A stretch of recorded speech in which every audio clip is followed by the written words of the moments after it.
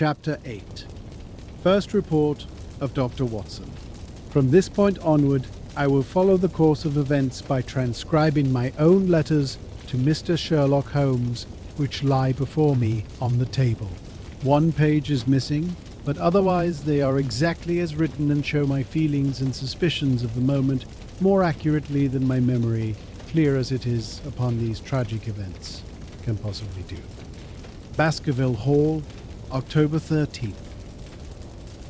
My previous letters and telegrams have kept you pretty well up to date as to all that has occurred in this most God-forsaken corner of the world. The longer one stays here, the more does the spirit of the moors sink into one's soul, its vastness, and also its grim charm. When you are once out upon its bosom, you have left all traces of modern England behind you. But, on the other hand, you are conscious everywhere of the homes and the work of the prehistoric people. On all sides of you as you walk are the houses of these forgotten folk, with their graves and the huge monoliths which are supposed to have marked their temples. As you look at their grey stone huts against the scarred hillsides, you leave your own age behind you. And if you were to see a skin-clad, hairy man crawl out from the low door fitting a flint-tipped arrow onto the string of his bow, you would feel that his presence there was more natural than your own.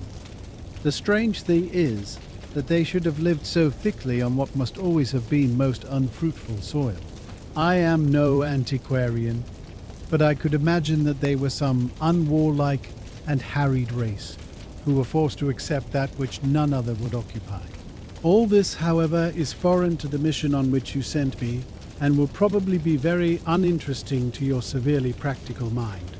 I can still remember your complete indifference as to whether the sun moved round the earth or the earth round the sun. Let me, therefore, return to the facts concerning Sir Henry Baskerville. If you have not had any report within the last few days, it is because up to today there was nothing of importance to relate. Then a very surprising circumstance occurred, which I shall tell you in due course.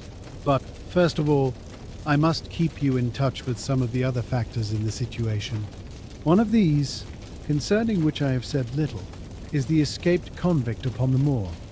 There is strong reason now to believe that he has got right away, which is a considerable relief to the lonely householders of this district. A fortnight has passed since his flight, during which he has not been seen and nothing has been heard of him.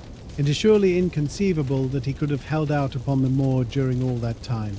Of course, so far as his concealment goes, there is no difficulty at all.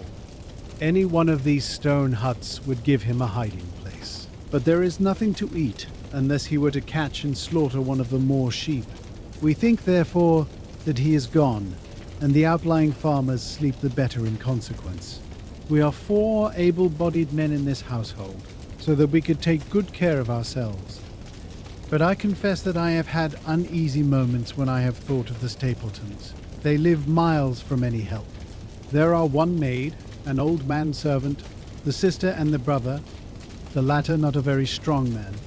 They would be helpless in the hands of a desperate fellow like this Notting Hill criminal, if he could once effect an entrance. Both Sir Henry and I were concerned at their situation, and it was suggested that Perkins the groom should go over to sleep there, but Stapleton would not hear of it. The fact is that our friend the baronet begins to display a considerable interest in our fair neighbour. It is not to be wondered at, for time hangs heavily in this lonely spot to an active man like him, and she is a very fascinating and beautiful woman. There is something tropical and exotic about her, which forms a singular contrast to her cool and unemotional brother, yet he also gives the idea of hidden fires. He has certainly a very marked influence over her, for I have seen her continually glance at him as she talked as if seeking approbation for what she said. I trust that he is kind to her. There is a dry glitter in his eyes and a firm set of his thin lips, which goes with a positive and possibly a harsh nature. You would find him an interesting study. He came over to call upon Baskerville on that first day, and the very next morning he took us both to show us the spot where the legend of the wicked Hugo is supposed to have had its origin. It was an excursion of some miles across the moor to a place which is so dismal that it might have suggested the story. We found a short valley between rugged tors, which led to an open, grassy space flecked over with the white cotton grass. In the middle of it rose two great stones, worn and sharpened at the upper end until they looked like the huge, corroding fangs of some monstrous beast. In every way it corresponded with the scene of the old tragedy. Sir Henry was much interested, and asked Stapleton more than once whether he did really believe in the possibility of the interference of the supernatural in the affairs of men. He spoke lightly, but it was evident that he was very much in earnest. Stapleton was guarded in his replies, but it was easy to see that he said less than he might, and that he would not express his whole opinion out of consideration for the feelings of the baronet. He told us of similar cases, where families had suffered from some evil influence, and he left us with the impression that he shared the popular view upon the matter. On our way back, we stayed for lunch at Merripit House, and it was there that Sir Henry made the acquaintance of Miss Stapleton. From the first moment that he saw her, he appeared to be strongly attracted by her, and I am much mistaken if the feeling was not mutual. He referred to her again and again on our walk home, and since then hardly a day has passed that we have not seen something of the brother and sister. They dine here tonight, and there is some talk of our going to them next week.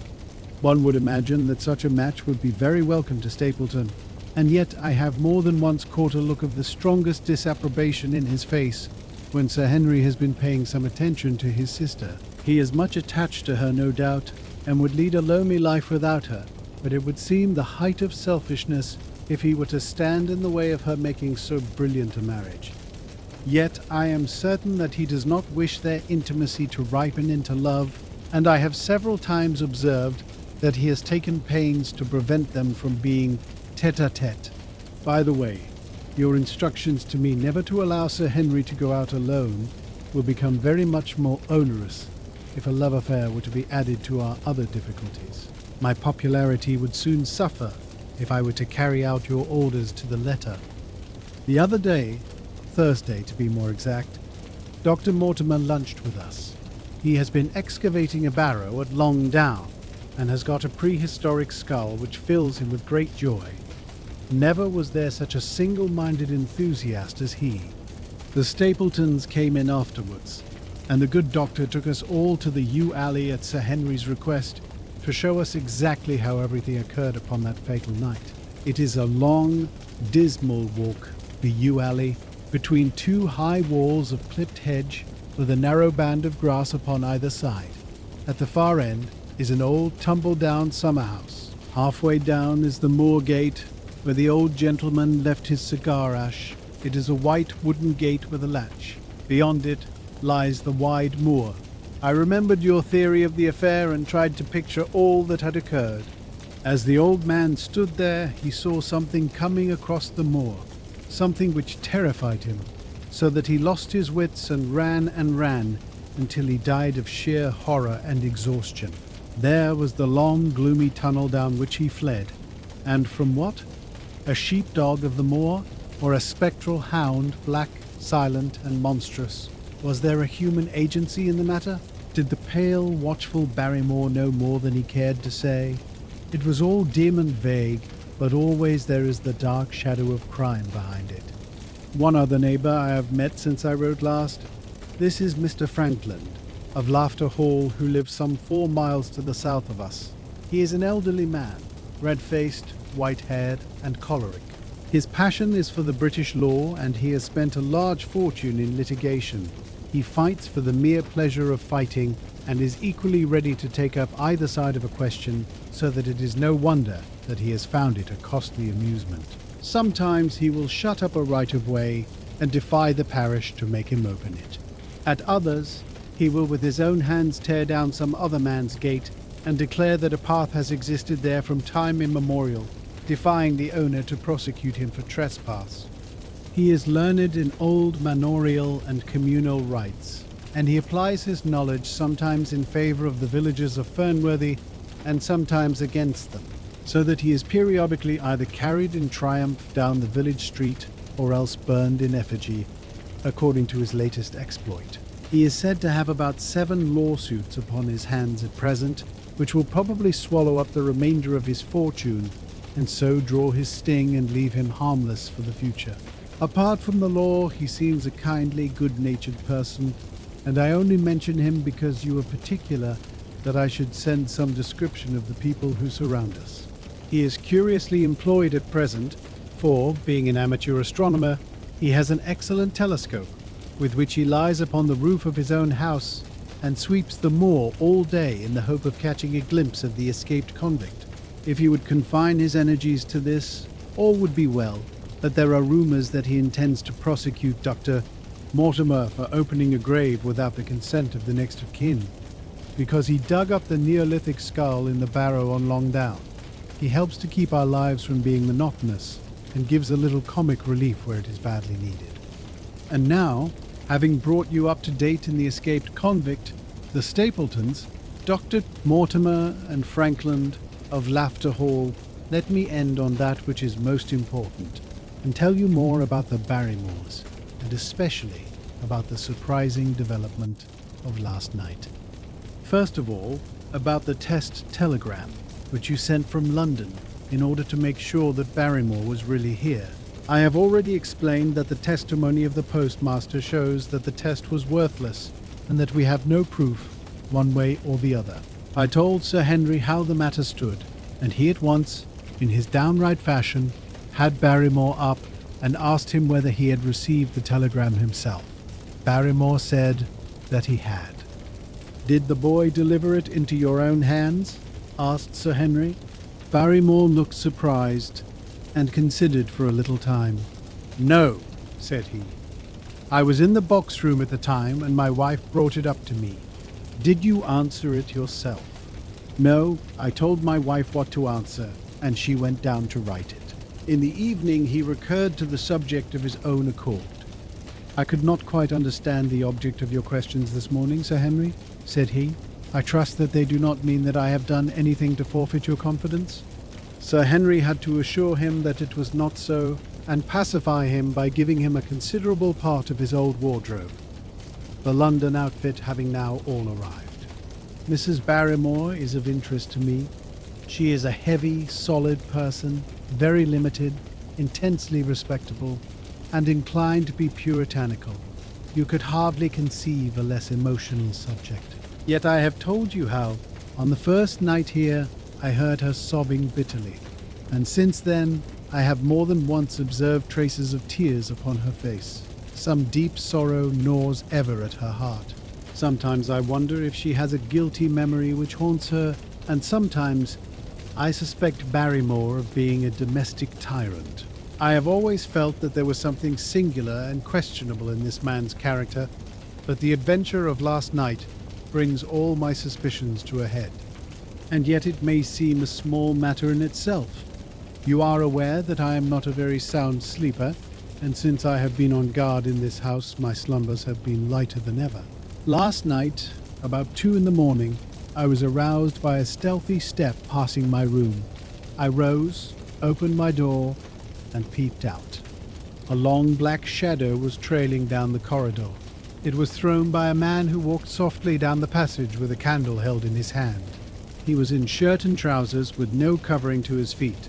I could merely see the outline, but his height told me that it was Barrymore. He walked very slowly and circumspectly, and there was something indescribably guilty and furtive in his whole appearance. I have told you that the corridor is broken by the balcony which runs round the hall, but that it is resumed upon the farther side. I waited until he had passed out of sight, and then I followed him. When I came round the balcony, he had reached the end of the farther corridor, and I could see from the glimmer of light through an open door that he had entered one of the rooms. Now, all these rooms are unfurnished and unoccupied, so that his expedition became more mysterious than ever. The light shone steadily, as if he were standing motionless. I crept down the passage as noiselessly as I could, and peeped round the corner of the door. Barrymore was crouching at the window with the candle held against the glass. His profile was half turned towards me, and his face seemed to be rigid with expectation as he stared out into the blackness of the moor.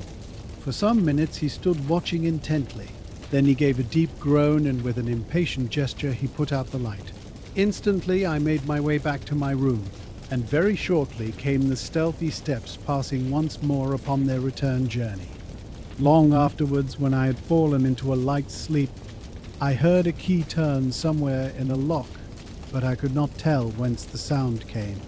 What it all means I cannot guess, but there is some secret business going on in this house of gloom, which sooner or later we shall get to the bottom of. I do not trouble you with my theories, for you asked me to furnish you only with facts. I have had a long talk with Sir Henry this morning, and we have made a plan of campaign founded upon my observations of last night. I will not speak about it just now, but it should make my next report interesting reading. Chapter 9. The Light Upon the Moor. Baskerville Hall, Oct. 15th. If I was compelled to leave you without much news during the early days of my mission, you must acknowledge that I am making up for lost time, and that events are now crowding thick and fast upon us. In my last report I ended upon my top note with Barrymore at the window, and now I have quite a budget already which will, unless I am much mistaken, considerably surprise you. Things have taken a turn which I could not have anticipated. In some ways they have, within the last 48 hours, become much clearer, and in some ways they have become more complicated. But I will tell you all, and you shall judge for yourself. Before breakfast, on the morning following my adventure, I went down the corridor and examined the room in which Barrymore had been on the night before. The western window through which he had stared so intently has, I noticed, one peculiarity above all other windows in the house. It commands the nearest outlook onto the moor. There is an opening between two trees which enables one from this point of view to look right down upon it, while from all the other windows it is only a distant glimpse which can be obtained. It follows therefore that Barrymore, since only this window would serve the purpose, must have been looking out for something or somebody upon the moor. The night was very dark, so that I can hardly imagine how he could have hoped to see anyone. It had struck me that it was possible that some love intrigue was on foot. That would have accounted for his stealthy movements, and also for the uneasiness of his wife. The man is a striking-looking fellow, very well equipped to steal the heart of a country girl, so that this theory seemed to have something to support it. That opening of the door which I had heard after I had returned to my room might mean that he had gone out to keep some clandestine appointment. So I reasoned with myself in the morning, and I tell you the direction of my suspicions, however much the result may have shown that they were unfounded. But whatever the true explanation of Barrymore's movements might be, I felt that the responsibility of keeping them to myself until I could explain them was more than I could bear. I had an interview with the baronet in his study after breakfast, and I told him all that I had seen. He was less surprised than I had expected. I knew that Barrymore walked about nights, and I had a mind to speak to him about it, said he. 2 or 3 times I have heard his steps in the passage, coming and going, just about the hour you name. Perhaps then he pays a visit every night to that particular window, I suggested. Perhaps he does. If so, we should be able to shadow him and see what it is that he is after. I wonder what your friend Holmes would do if he were here. I believe that he would do exactly what you now suggest, said I. He would follow Barrymore and see what he did. Then we shall do it together. But surely he would hear us. The man is rather deaf, and in any case, we must take our chance of that. We'll sit up in my room tonight and wait until he passes. Sir Henry rubbed his hands with pleasure, and it was evident that he hailed the adventure as a relief to his somewhat quiet life upon the moor. The baronet has been in communication with the architect who prepared the plans for Sir Charles, and with a contractor from London, so that we may expect great changes to begin here soon. There have been decorators and furnishers up from Plymouth, and it is evident that our friend has large ideas and means to spare no pains or expense to restore the grandeur of his family. When the house is renovated and refurnished, all that he will need will be a wife to make it complete. Between ourselves, there are pretty clear signs that this will not be wanting if the lady is willing, for I have seldom seen a man more infatuated with a woman than he is with our beautiful neighbour, Miss Stapleton. And yet the course of true love does not run quite as smoothly as one would under the circumstances expect. Today, for example, Its surface was broken by a very unexpected ripple, which has caused our friend considerable perplexity and annoyance. After the conversation which I have quoted about Barrymore, Sir Henry put on his hat and prepared to go out. As a matter of course, I did the same. "What? Are you coming, Watson?" he asked, looking at me in a curious way. "That depends on whether you are going on the moor," said I. "Yes, I am." "Well, you know what my instructions are. I am sorry to intrude, but you heard how earnestly Holmes insisted that I should not leave you, and especially that you should not go alone upon the moor." Sir Henry put his hand upon my shoulder with a pleasant smile. "My dear fellow," said he, "Holmes, with all his wisdom, did not foresee some things which have happened since I have been on the moor. You understand me? I am sure that you are the last man in the world who would wish to be a spoil-sport. I must go out alone." It put me in a most awkward position. I was at a loss what to say or what to do, and before I had made up my mind, he picked up his cane and was gone. But when I came to think the matter over, my conscience reproached me bitterly for having on any pretext allowed him to go out of my sight. I imagined what my feelings would be if I had to return to you and to confess that some misfortune had occurred through my disregard for your instructions. I assure you my cheeks flushed at the very thought. It might not even now be too late to overtake him, so I set off at once in the direction of Merripit House. I hurried along the road at the top of my speed without seeing anything of Sir Henry, until I came to the point where the moor path branches off. There, fearing that perhaps I had come in the wrong direction after all, I mounted a hill from which I could command a view, the same hill which is cut into the dark quarry.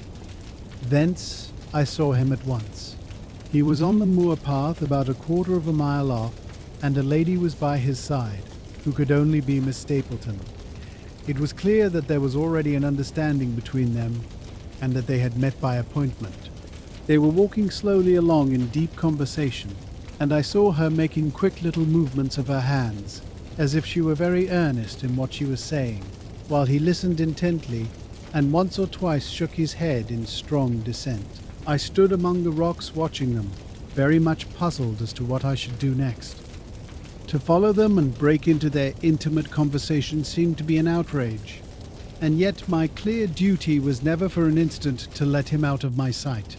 To act the spy upon a friend was a hateful task. Still, I could see no better course than to observe him from the hill, and to clear my conscience by confessing to him afterwards what I had done.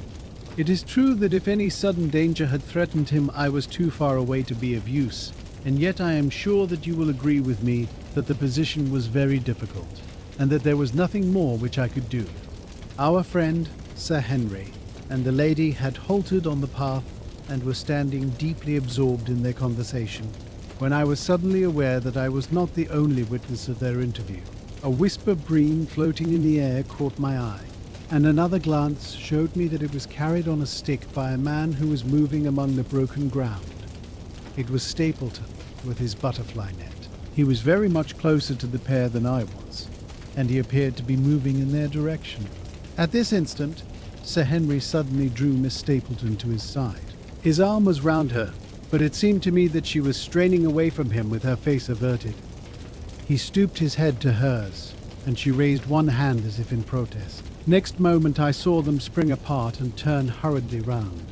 Stapleton was the cause of the interruption. He was running wildly towards them, his absurd net dangling behind him. He gesticulated and almost danced with excitement in front of the lovers. What the scene meant I could not imagine, but it seemed to me that Stapleton was abusing Sir Henry, who offered explanations which became more angry as the other refused to accept them. The ladies stood by in haughty silence. Finally, Stapleton turned upon his heel and beckoned in a peremptory way to his sister, who, after an irresolute glance at Sir Henry, walked off by the side of her brother. The naturalist's angry gestures showed that the lady was included in his displeasure. The baronet stood for a minute looking after them, and then he walked slowly back the way that he had come, his head hanging, the very picture of dejection. What all this meant I could not imagine, but I was deeply ashamed to have witnessed so intimate a scene without my friend's knowledge. I ran down the hill, therefore, and met the baronet at the bottom. His face was flushed with anger, and his brows were wrinkled, like one who is at his wits' ends what to do. "Halloa, Watson, where have you dropped from?" said he. "You don't mean to say that you came after me in spite of all?" I explained everything to him, how I had found it impossible to remain behind, how I had followed him, and how I had witnessed all that had occurred. For an instant his eyes blazed at me, but my frankness disarmed his anger, and he broke at last into a rather rueful laugh. "You would have thought the middle of that prairie a fairly safe place for a man to be private," said he. "But, by thunder, the whole countryside seems to have been out to see me do my wooing, and a mighty poor wooing at that. Where had you engaged a seat?" "I was on that hill." "Quite in the back row, eh? But her brother was well up to the front. Did you see him come out on us?" "Yes, I did." "Did he ever strike you as being crazy, this brother of hers?" "I can't say that he ever did." "I dare say not. I always thought him sane enough until today, but you can take it from me that either he or I ought to be in a straitjacket. What's the matter with me, anyhow? You've lived near me for some weeks, Watson. Tell me straight, now. Is there anything that would prevent me from making a good husband to a woman that I loved?" "I should say not." "He can't object to my worldly position, so it must be myself that he has this down on. What has he against me? I never hurt man or woman in my life that I know of, and yet he would not so much as let me touch the tips of her fingers." "Did he say so?" "That, and a deal more. I tell you, Watson, I've only known her these few weeks, but from the first I just felt that she was made for me, and she, too. She was happy when she was with me, and that I'll swear. There's a light in a woman's eyes that speaks louder than words. But he has never let us get together, and it was only today for the first time that I saw a chance of having a few words with her alone. She was glad to meet me, but when she did, it was not love that she would talk about, and she wouldn't have let me talk about it either, if she could have stopped it. She kept coming back to it, that this was a place of danger, and that she would never be happy until I had left it. I told her that since I had seen her, I was in no hurry to leave it, and that if she really wanted me to go, the only way to work it was for her to arrange to go with me. With that I offered in as many words to marry her, but before she could answer, down came this brother of hers, running at us with a face on him like a madman. He was just white with rage, and those light eyes of his were blazing with fury. What was I doing with the lady? How dared I offer her attentions which were distasteful to her? Did I think that because I was a baronet, I could do what I liked? If he had not been her brother, I should have known better how to answer him. As it was, I told him that my feelings towards his sister were such as I was not ashamed of, and that I hoped that she might honor me by becoming my wife. That seemed to make the matter no better, so then I lost my temper too, and I answered him rather more hotly than I should perhaps, considering that she was standing by.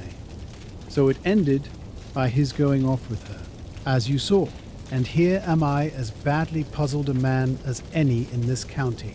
Just tell me what it all means, Watson, and I'll owe you more than ever I can hope to pay. I tried one or two explanations, but, indeed, I was completely puzzled myself.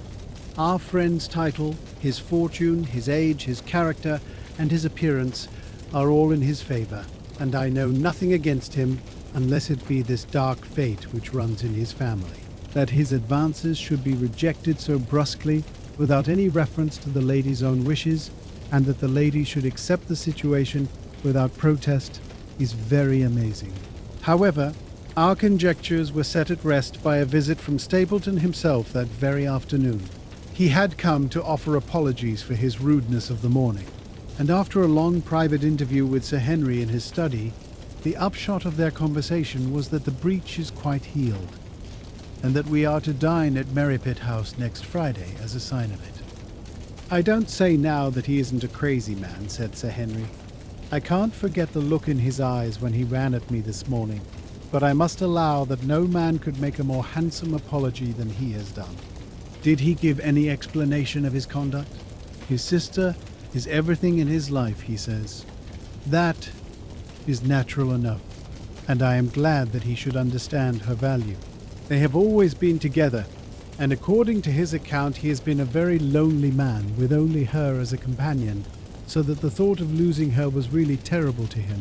He had not understood, he said, that I was becoming attached to her, but when he saw with his own eyes that it was really so, and that she might be taken away from him, it gave him such a shock that for a time he was not responsible for what he said or did. He was very sorry for all that had passed, and he recognized how foolish and how selfish it was that he should imagine that he could hold a beautiful woman like his sister to himself for her whole life. If she had to leave him, he had rather it was to a neighbor like myself than to anyone else. But in any case it was a blow to him, and it would take him some time before he could prepare himself to meet it. He would withdraw all opposition upon his part if I would promise for 3 months to let the matter rest, and to be content with cultivating the lady's friendship during that time without claiming her love. This I promised, and so the matter rests. So there is one of our small mysteries cleared up. It is something to have touched bottom anywhere in this bog in which we are floundering. We know now why Stapleton looked with disfavour upon his sister's suitor, even when that suitor was so eligible a one as Sir Henry. And now I pass on to another thread which I have extricated out of the tangled skein, the mystery of the sobs in the night, of the tear-stained face of Mrs. Barrymore, of the secret journey of the butler to the western lattice window. Congratulate me, my dear Holmes, and tell me that I have not disappointed you as an agent, that you do not regret the confidence which you showed in me when you sent me down. All these things have by one night's work been thoroughly cleared. I have said by one night's work, but in truth it was by 2 nights' work, for on the first we drew entirely blank. I sat up with Sir Henry in his rooms until nearly 3 o'clock in the morning, but no sound of any sort did we hear except the chiming clock upon the stairs. It was a most melancholy vigil and ended by each of us falling asleep in our chairs. Fortunately, we were not discouraged, and we determined to try again.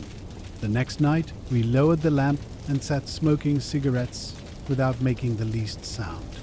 It was incredible how slowly the hours crawled by, and yet we were helped through it by the same sort of patient interest which the hunter must feel as he watches the trap into which he hopes the game may wander. 1 struck, and 2, and we had almost for the second time given it up in despair when, in an instant, we both sat bolt upright in our chairs, with all our weary senses keenly on the alert once more. We had heard the creak of a step in the passage. Very stealthily we heard it pass along until it died away in the distance. Then the baronet gently opened his door, and we set out in pursuit. Already our man had gone round the gallery, and the corridor was all in darkness. Softly we stole along until we had come into the other wing. We were just in time to catch a glimpse of the tall, black-bearded figure, his shoulders rounded as he tiptoed down the passage. Then he passed through the same door as before, and the light of the candle framed it in the darkness and shot one single yellow beam across the gloom of the corridor. We shuffled cautiously towards it, trying every plank before we dared to put our whole weight upon it. We had taken the precaution of leaving our boots behind us, but even so, the old boards snapped and creaked beneath our tread. Sometimes it seemed impossible that he should fail to hear our approach. However, the man is fortunately rather deaf, and he was entirely preoccupied in that which he was doing. When at last we reached the door and peeped through, we found him crouching at the window, candle in hand, his white, intent face pressed against the pane, exactly as I had seen him 2 nights before. We had arranged no plan of campaign, but the baronet is a man to whom the most direct way is always the most natural. He walked into the room, and as he did so, Barrymore sprang up from the window with a sharp hiss of his breath and stood, livid and trembling, before us. His dark eyes, glaring out of the white mask of his face, were full of horror and astonishment as he gazed from Sir Henry to me. What are you doing here, Barrymore? Nothing, sir. His agitation was so great that he could hardly speak, and the shadows sprang up and down from the shaking of his candle. It was the window, sir. I go round at night to see that they are fastened. On the second floor. Yes, sir, all the windows. Look here, Barrymore, said Sir Henry sternly. We have made up our minds to have the truth out of you, so it will save you trouble to tell it sooner rather than later. Come now. No lies. What were you doing at that window? The fellow looked at us in a helpless way, and he wrung his hands together like one who is in the last extremity of doubt and misery. I was doing no harm, sir. I was holding a candle to the window. And why were you holding a candle to the window? Don't ask me, Sir Henry. Don't ask me. I give you my word, sir, that it is not my secret, and that I cannot tell it. If it concerned no one but myself, I would not try to keep it from you. A sudden idea occurred to me, and I took the candle from the trembling hand of the butler. He must have been holding it as a signal, said I. Let us see if there is any answer. I held it as he had done, and stared out into the darkness of the night. Vaguely I could discern the black bank of the trees and the lighter expanse of the moor, for the moon was behind the clouds. And then I gave a cry of exultation, for a tiny pinpoint of yellow light had suddenly transfixed the dark veil, and glowed steadily in the center of the black square framed by the window. There it is, I cried. No, no, sir, it is nothing at all, the butler broke in. I assure you, sir. Move your light across the window, Watson, cried the baronet. See, the other moves also. Now, you rascal, do you deny that it is a signal? Come, speak up. Who is your confederate out yonder, and what is this conspiracy that is going on? The man's face became openly defiant. It is my business, and not yours. I will not tell. Then you leave my employment right away. Very good, sir. If I must, I must. And you go in disgrace. By thunder, you may well be ashamed of yourself. Your family has lived with mine for over 100 years under this roof, and here I find you deep in some dark plot against me. No, no, sir. No, not against you. It was a woman's voice, and Mrs. Barrymore, paler and more horror-struck than her husband, was standing at the door. Her bulky figure in a shawl and skirt might have been comic, were it not for the intensity of feeling upon her face. We have to go, Eliza. This is the end of it. You can pack our things, said the butler. Oh, John, have I brought you to this? It is my doing, Sir Henry, all mine. He has done nothing except for my sake and because I asked him. Speak out, then. What does it mean? My unhappy brother is starving on the moor. We cannot let him perish at our very gates. The light is a signal to him that food is ready for him, and his light out yonder is to show the spot to which to bring it. Then your brother is the escaped convict, sir, Selden, the criminal. That's the truth, sir, said Barrymore. I said that it was not my secret, and that I could not tell it to you. But now you have heard it, and you will see that if there was a plot, it was not against you. This, then, was the explanation of the stealthy expeditions at night, and the light at the window. Sir Henry and I both stared at the woman in amazement. Was it possible that this stolidly respectable person was of the same blood as one of the most notorious criminals in the country? Yes, sir.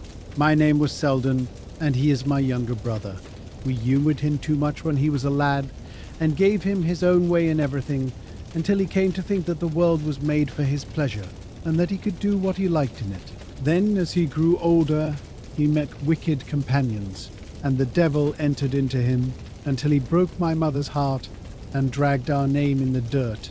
From crime to crime he sank lower and lower, until it is only the mercy of God which has snatched him from the scaffold. But to me, sir, he was always the little curly-headed boy that I had nursed and played with as an elder sister would. That was why he broke prison, sir. He knew that I was here, and that we could not refuse to help him.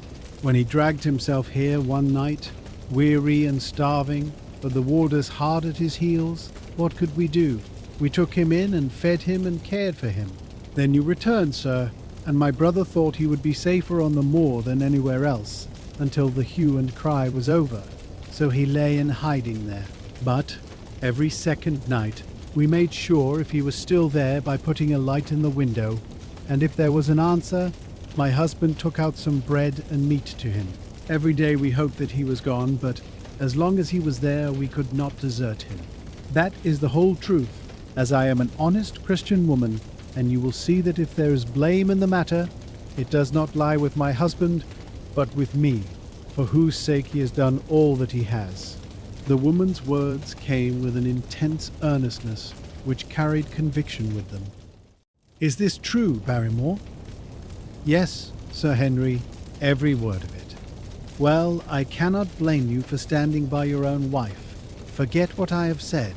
Go to your room, you two, and we shall talk further about this matter in the morning. When they were gone, we looked out of the window again. Sir Henry had flung it open, and the cold night wind beat in upon our faces. Far away in the black distance, there still glowed that one tiny point of yellow light. I wonder he dares, said Sir Henry.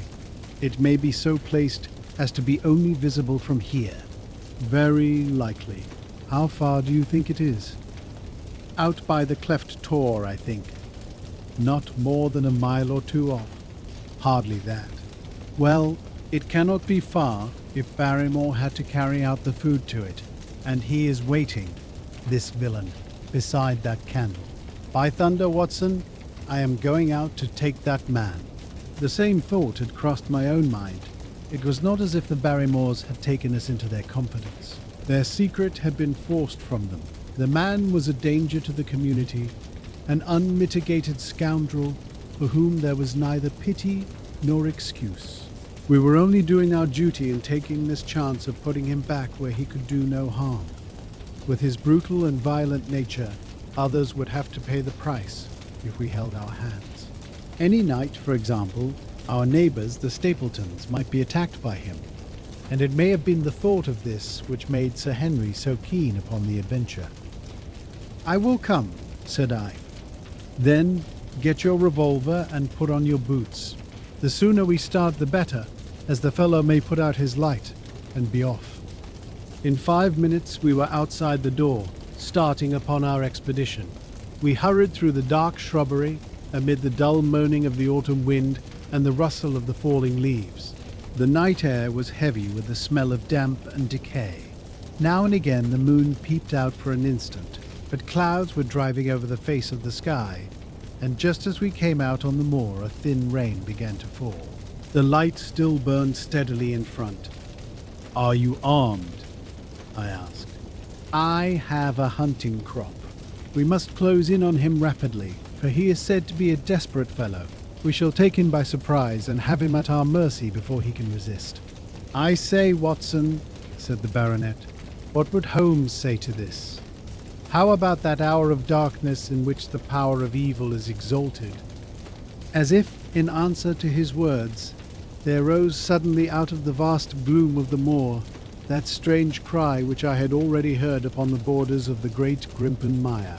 It came with the wind through the silence of the night, a long deep mutter, then a rising howl, and then the sad moan in which it died away. Again and again it sounded, the whole air throbbing with it, strident, wild, and menacing. The baronet caught my sleeve, and his face glimmered white through the darkness. My God, what's that, Watson? I don't know. It's a sound they have on the moor. I heard it once before. It died away, and an absolute silence closed in upon us. We stood straining our ears, but nothing came. Watson, said the baronet, it was the cry of a hound. My blood ran cold in my veins, for there was a break in his voice which told of the sudden horror which had seized him.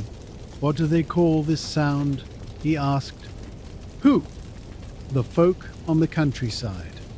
Oh, they are ignorant people. Why should you mind what they call it? Tell me, Watson, what do they say of it? I hesitated, but could not escape the question. They say it is the cry of the Hound of the Baskervilles. He groaned and was silent for a few moments. A hound it was, he said at last, but it seemed to come from miles away, over yonder, I think. It was hard to say whence it came. It rose and fell with the wind. Isn't that the direction of the great Grimpen Mire? Yes, it is. Well, it was up there.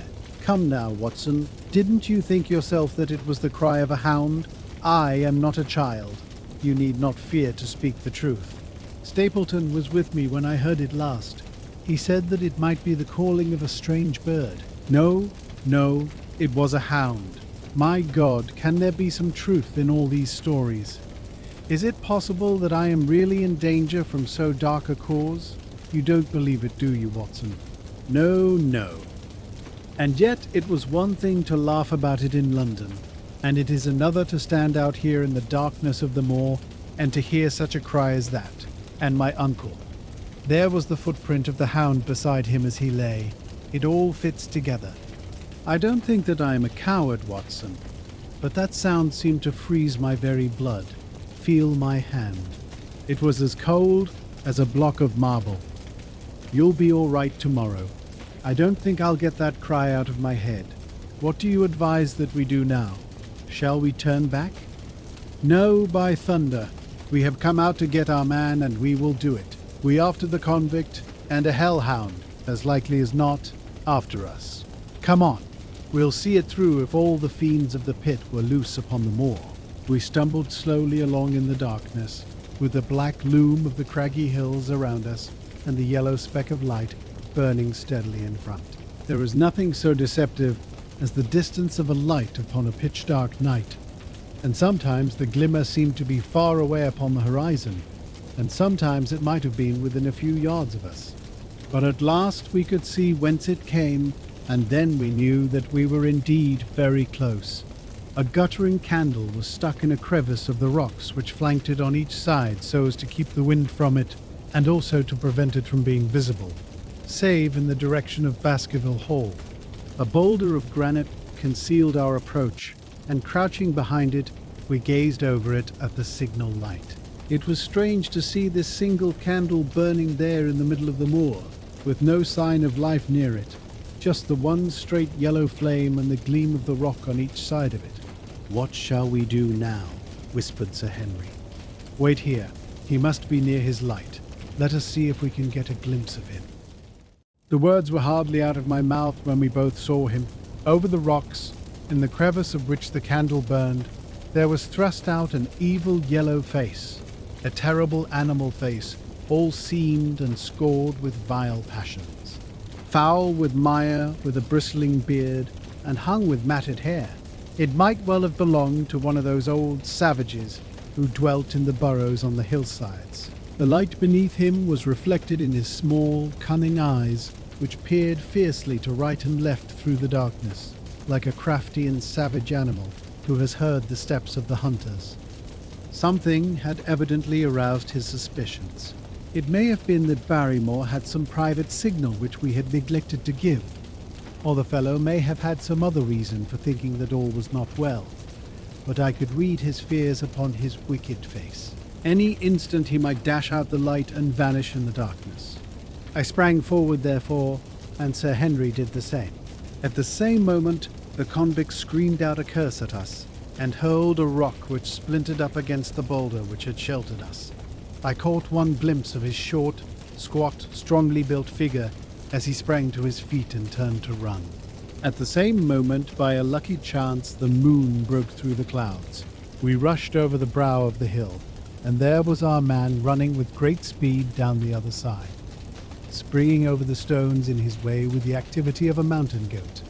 A lucky long shot of my revolver might have crippled him, but I had brought it only to defend myself if attacked, and not to shoot an unarmed man who was running away. We were both swift runners and in fairly good training, but we soon found that we had no chance of overtaking him. We saw him for a long time in the moonlight, until he was only a small speck moving swiftly among the boulders upon the side of a distant hill. We ran and ran until we were completely blown, but the space between us grew ever wider. Finally we stopped and sat panting on 2 rocks, while we watched him disappearing in the distance. And it was at this moment that there occurred a most strange and unexpected thing. We had risen from our rocks and were turning to go home, having abandoned the hopeless chase. The moon was low upon the right, and the jagged pinnacle of a granite tor stood up against the lower curve of its silver disk. There, outlined as black as an ebony statue on that shining background, I saw the figure of a man upon the tor. Do not think that it was a delusion, Holmes. I assure you that I have never in my life seen anything more clearly. As far as I could judge, the figure was that of a tall, thin man. He stood with his legs a little separated, his arms folded, his head bowed, as if he were brooding over that enormous wilderness of peat and granite which lay before him. He might have been the very spirit of that terrible place. It was not the convict. This man was far from the place where the latter had disappeared. Besides, he was a much taller man. With a cry of surprise, I pointed him out to the baronet, but in the instant during which I had turned to grasp his arm, the man was gone. There was the sharp pinnacle of granite still cutting the lower edge of the moon, but its peak bore no trace of that silent and motionless figure. I wished to go in that direction and to search the tor, but it was some distance away. The baronet's nerves were still quivering from that cry, which recalled the dark story of his family, and he was not in the mood for fresh adventures. He had not seen this lonely man upon the tor, and could not feel the thrill which his strange presence and his commanding attitude had given to me. "A warder, no doubt," said he. "The moor has been thick with them since this fellow escaped." Well, perhaps his explanation may be the right one, but I should like to have some further proof of it. Today we mean to communicate to the Princetown people where they should look for their missing man, but it is hard lines that we have not actually had the triumph of bringing him back as our own prisoner. Such are the adventures of last night, and you must acknowledge, my dear Holmes, that I have done you very well in the matter of a report. Much of what I tell you is no doubt quite irrelevant, but still, I feel that it is best that I should let you have all the facts and leave you to select for yourself those which will be of most service to you in helping you to your conclusions. We are certainly making some progress. So far as the Barrymores go, we have found the motive of their actions, and that has cleared up the situation very much. But the moor with its mysteries and its strange inhabitants remains as inscrutable as ever. Perhaps in my next I may be able to throw some light upon this also. Best of all would it be if you could come down to us. In any case, you will hear from me again in the course of the next few days. Chapter 10. Extract from the Diary of Dr. Watson. So far, I have been able to quote from the reports which I have forwarded during these early days to Sherlock Holmes. Now, however, I have arrived at a point in my narrative where I am compelled to abandon this method and to trust once more to my recollections, aided by the diary which I kept at the time. A few extracts from the latter will carry me on to those scenes which are indelibly fixed in every detail upon my memory.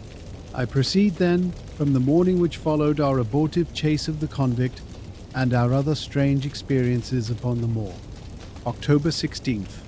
A dull and foggy day with a drizzle of rain. The house is banked in with rolling clouds which rise now and then to show the dreary curves of the moor, with thin silver veins upon the sides of the hills, and the distant boulders gleaming where the light strikes upon their wet faces. It is melancholy outside and in.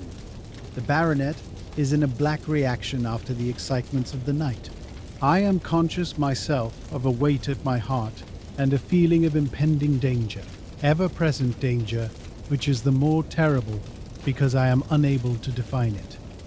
And have I not cause for such a feeling? Consider the long sequence of incidents which have all pointed to some sinister influence which is at work around us. There is the death of the last occupant of the hall, fulfilling so exactly the conditions of the family legend, and there are the repeated reports from peasants of the appearance of a strange creature upon the moor. Twice I have with my own ears heard the sound which resembled the distant baying of a hound. It is incredible, impossible, that it should really be outside the ordinary laws of nature. A spectral hound which leaves material footmarks and fills the air with its howling is surely not to be thought of. Stapleton may fall in with such a superstition, and Mortimer also, but if I have one quality upon earth, it is common sense, and nothing will persuade me to believe in such a thing. To do so would be to descend to the level of these poor peasants, who are not content with a mere fiend dog, but must needs describe him with hellfire shooting from his mouth and eyes. Holmes would not listen to such fancies, and I am his agent, but facts are facts, and I have twice heard this crying upon the moor. Suppose that there were really some huge hound loose upon it. That would go far to explain everything, but where could such a hound lie concealed? Where did it get its food? Where did it come from?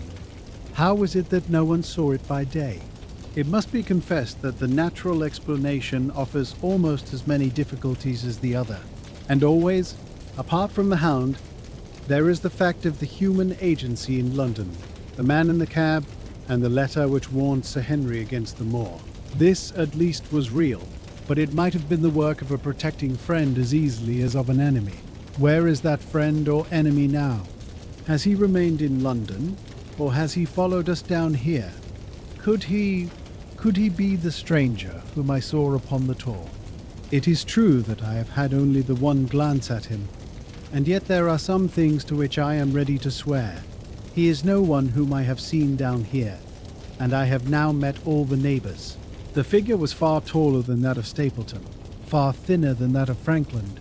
Barrymore it might possibly have been, but we had left him behind us, and I am certain that he could not have followed us. A stranger, then, is still dogging us, just as a stranger dogged us in London. We have never shaken him off. If I could lay my hands upon that man, then at last we might find ourselves at the end of all our difficulties. To this one purpose, I must now devote all my energies. My first impulse was to tell Sir Henry all my plans. My second and wisest one is to play my own game and speak as little as possible to anyone. He is silent and distrait. His nerves have been strangely shaken by that sound upon the moor. I will say nothing to add to his anxieties, but I will take my own steps to attain my own end. We had a small scene this morning after breakfast. Barrymore asked leave to speak with Sir Henry, and they were closeted in his study some little time. Sitting in the billiard room, I more than once heard the sound of voices raised, and I had a pretty good idea what the point was which was under discussion. After a time, the baronet opened his door and called for me. Barrymore considers that he has a grievance, he said. He thinks that it was unfair on our part to hunt his brother-in-law down when he, of his own free will, had told us the secret. The butler was standing very pale, but very collected before us. "I may have spoken too warmly, sir," said he, "and if I have, I am sure that I beg your pardon. At the same time, I was very much surprised when I heard you two gentlemen come back this morning and learned that you had been chasing Selden. The poor fellow has enough to fight against without my putting more upon his track. If you had told us of your own free will, it would have been a different thing," said the baronet. "You only told us, or rather your wife only told us, when it was forced from you and you could not help yourself.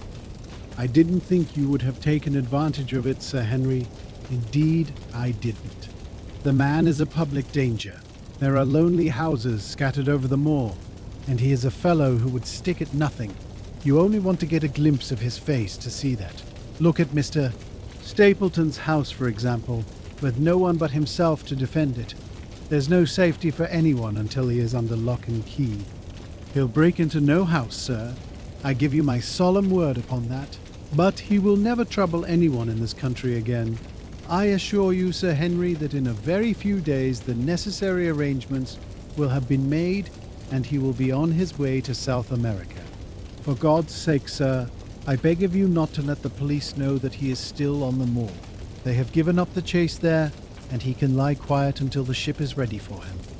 You can't tell on him without getting my wife and me into trouble. I beg you, sir, to say nothing to the police. What do you say, Watson?"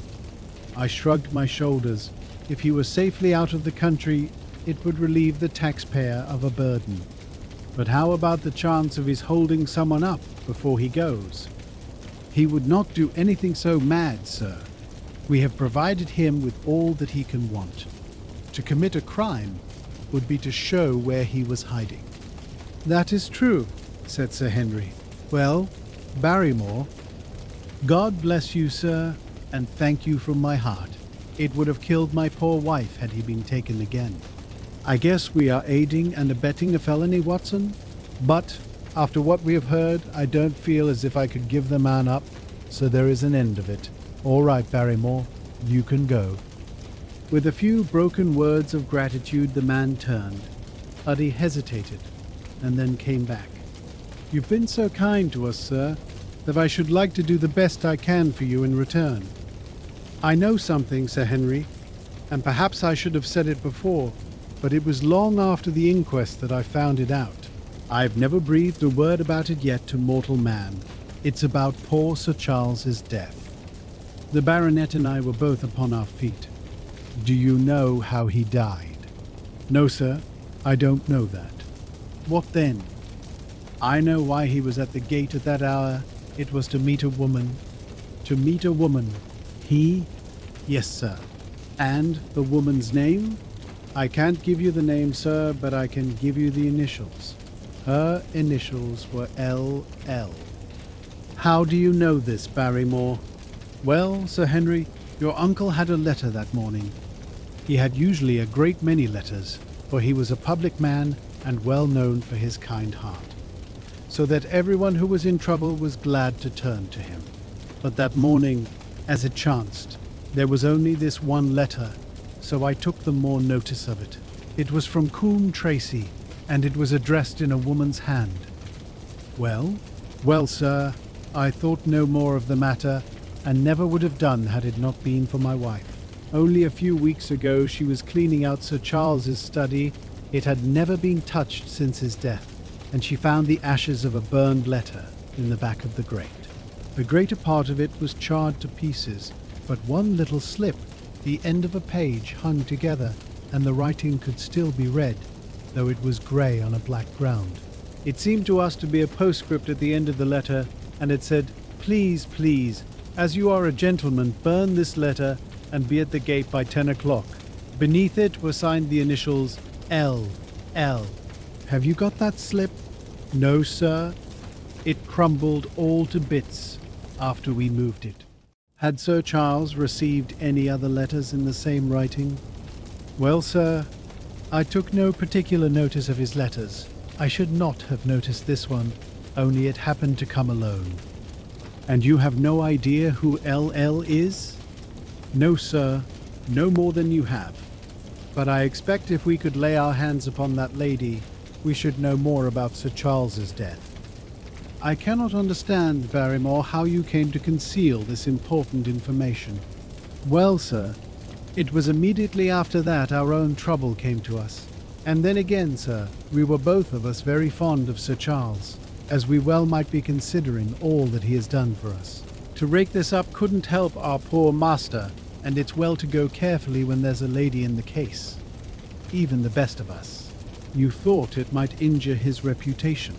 Well, sir, I thought no good could come of it, but now you have been kind to us, and I feel as if it would be treating you unfairly not to tell you all that I know about the matter. Very good, Barrymore, you can go. When the butler had left us, Sir Henry turned to me. Well, Watson, what do you think of this new light? It seems to leave the darkness rather blacker than before.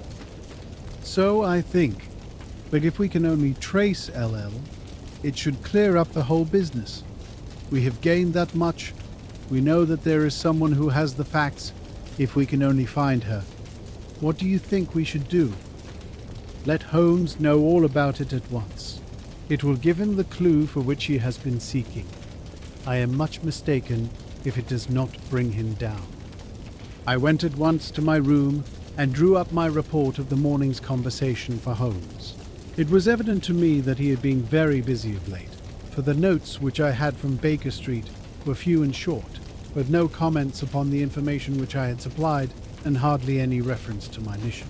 No doubt his blackmailing case is absorbing all his faculties, and yet this new factor must surely arrest his attention and renew his interest. I wish that he were here. October 17th. All day today the rain poured down, rustling on the ivy and dripping from the eaves. I thought of the convict out upon the bleak, cold, shelterless moor. Poor devil. Whatever his crimes, he has suffered something to atone for them. And then I thought of that other one, the face in the cab, the figure against the moon. Was he also out in that deluge? The unseen watcher, the man of darkness? In the evening I put on my waterproof, and I walked far upon the sodden moor, full of dark imaginings, the rain beating upon my face and the wind whistling about my ears. God help those who wander into the great mire now, for even the firm uplands are becoming a morass. I found the black tor upon which I had seen the solitary watcher, and from its craggy summit I looked out myself across the melancholy downs. Rain squalls drifted across their russet face, and the heavy, slate-coloured clouds hung low over the landscape, trailing in grey wreaths down the sides of the fantastic hills. In the distant hollow on the left, half hidden by the mist, the two thin towers of Baskerville Hall rose above the trees. They were the only signs of human life which I could see, save only those prehistoric huts which lay thickly upon the slopes of the hills. Nowhere was there any trace of that lonely man whom I had seen on the same spot 2 nights before. As I walked back, I was overtaken by Dr. Mortimer driving in his dog-cart over a rough moorland track which led from the outlying farmhouse of Foulmire. He has been very attentive to us, and hardly a day has passed that he has not called at the hall to see how we were getting on. He insisted upon my climbing into his dog-cart, and he gave me a lift homeward. I found him much troubled over the disappearance of his little spaniel. It had wandered on to the moor and had never come back. I gave him such consolation as I might, but I thought of the pony on the Grimpen Mire, and I do not fancy that he will see his little dog again. "By the way, Mortimer," said I as we jolted along the rough road, "I suppose there are few people living within driving distance of this whom you do not know?" "Hardly any, I think." "Can you then tell me the name of any woman whose initials are LL? He thought for a few minutes. "No," said he. "There are a few gypsies and labouring folk for whom I can't answer, but among the farmers or gentry there is no one whose initials are those. Wait a bit, though," he added after a pause. "There is Laura Lyons. Her initials are L. L. But she lives in Coombe Tracy." "Who is she?" I asked. "She is Franklin's daughter." "What? Old Franklin the Crank?" "Exactly. She married an artist named Lyons who came sketching on the moor. He proved to be a blackguard and deserted her. The fault, from what I hear, may not have been entirely on one side. Her father refused to have anything to do with her because she had married without his consent, and perhaps for 1 or 2 other reasons as well. So, between the old sinner and the young one, the girl has had a pretty bad time." "How does she live?" "I fancy old Franklin allows her a pittance, but it cannot be more, for his own affairs are considerably involved. Whatever she may have deserved, one could not allow her to go hopelessly to the bad.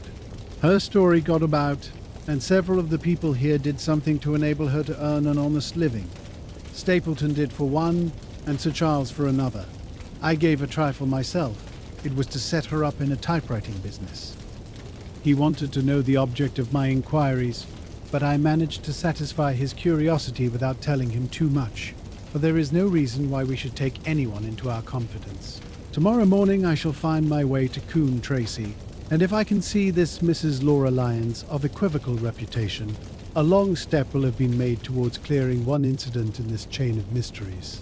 I am certainly developing the wisdom of the serpent, for when Mortimer pressed his questions to an inconvenient extent, I asked him casually to what type Franklin's skull belonged, and so heard nothing but craniology for the rest of our drive.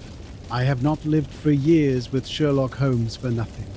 I have only one other incident to record upon this tempestuous and melancholy day. This was my conversation with Barrymore just now, which gives me one more strong card which I can play in due time. Mortimer had stayed to dinner, and he and the baronet played écarté afterwards. The butler brought me my coffee into the library, and I took the chance to ask him a few questions. "Well," said I, "has this precious relation of yours departed, or is he still lurking out yonder?" "I don't know, sir. I hope to heaven that he has gone, for he has brought nothing but trouble here. I've not heard of him since I left out food for him last, and that was 3 days ago." "Did you see him then?" "No, sir, but the food was gone when next I went that way." "Then he was certainly there?" "So you would think, sir, unless it was the other man who took it." I sat with my coffee cup halfway to my lips and stared at Barrymore. "You know that there is another man then?" "Yes, sir, there is another man upon the moor." "Have you seen him?" "No, sir." "How do you know of him then?" "Selden told me of him, sir, a week ago or more. He's in hiding too, but he's not a convict as far as I can make out. I don't like it, Dr. Watson. I tell you straight, sir, that I don't like it." He spoke with a sudden passion of earnestness. "Now, listen to me, Barrymore. I have no interest in this matter but that of your master. I have come here with no object except to help him. Tell me, frankly, what it is that you don't like."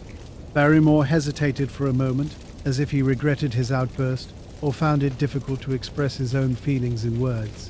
"It's all these goings-on, sir," he cried at last, waving his hand towards the rain-lashed window which faced the moor.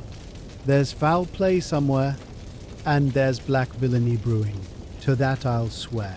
Very glad I should be, sir, to see Sir Henry on his way back to London again. But what is it that alarms you? Look at Sir Charles's death. That was bad enough, for all that the coroner said.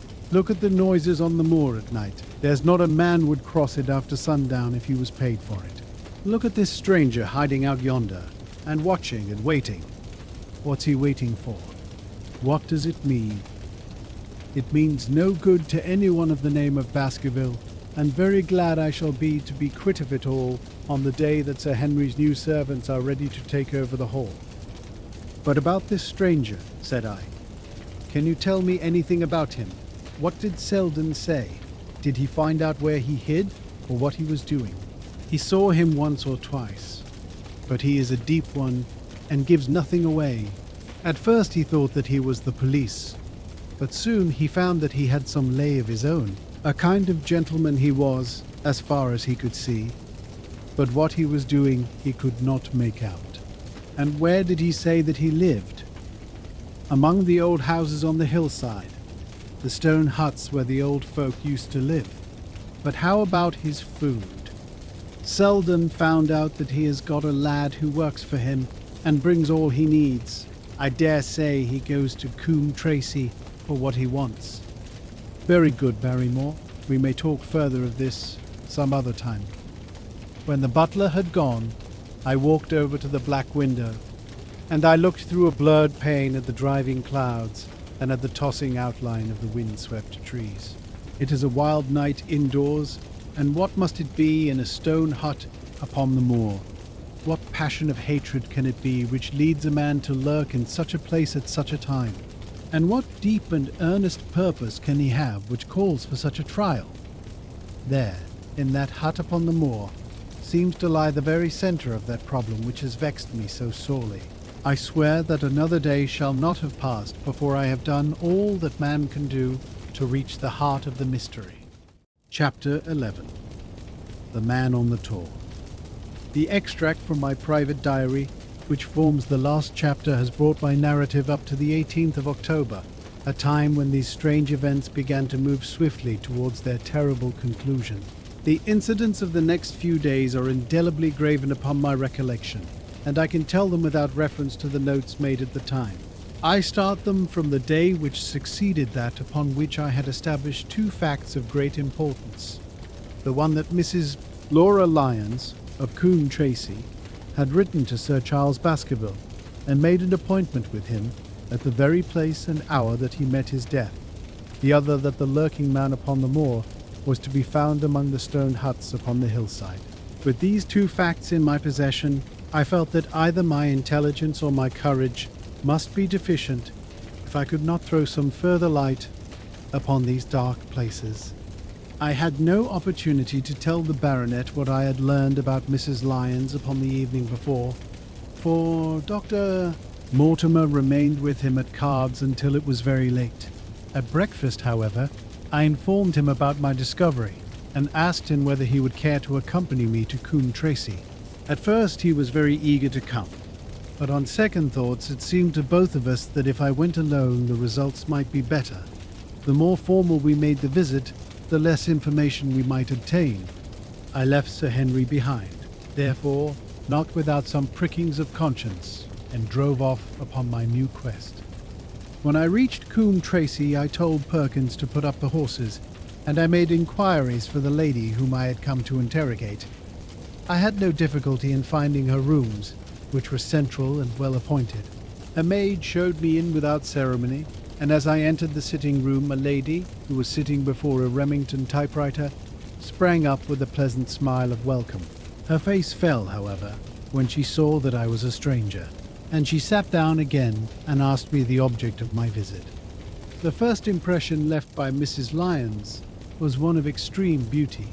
Her eyes and hair were of the same rich hazel colour, and her cheeks, though considerably freckled, were flushed with the exquisite bloom of the brunette, the dainty pink which lurks at the heart of the sulphur rose. Admiration was, I repeat, the first impression, but the second was criticism. There was something subtly wrong with the face, some coarseness of expression, some hardness, perhaps, of eye, some looseness of lip which marred its perfect beauty. But these, of course, are afterthoughts. At the moment I was simply conscious that I was in the presence of a very handsome woman, and that she was asking me the reasons for my visit. I had not quite understood until that instant how delicate my mission was. "I have the pleasure," said I, "of knowing your father." It was a clumsy introduction, and the lady made me feel it.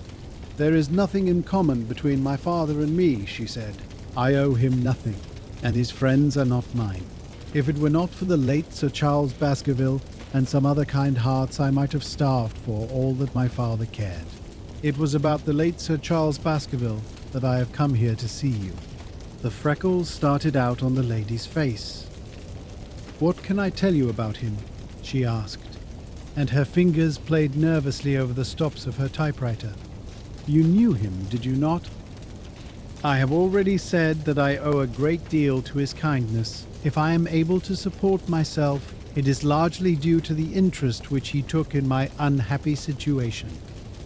"Did you correspond with him?" The lady looked quickly up with an angry gleam in her hazel eyes. "What is the object of these questions?" she asked sharply.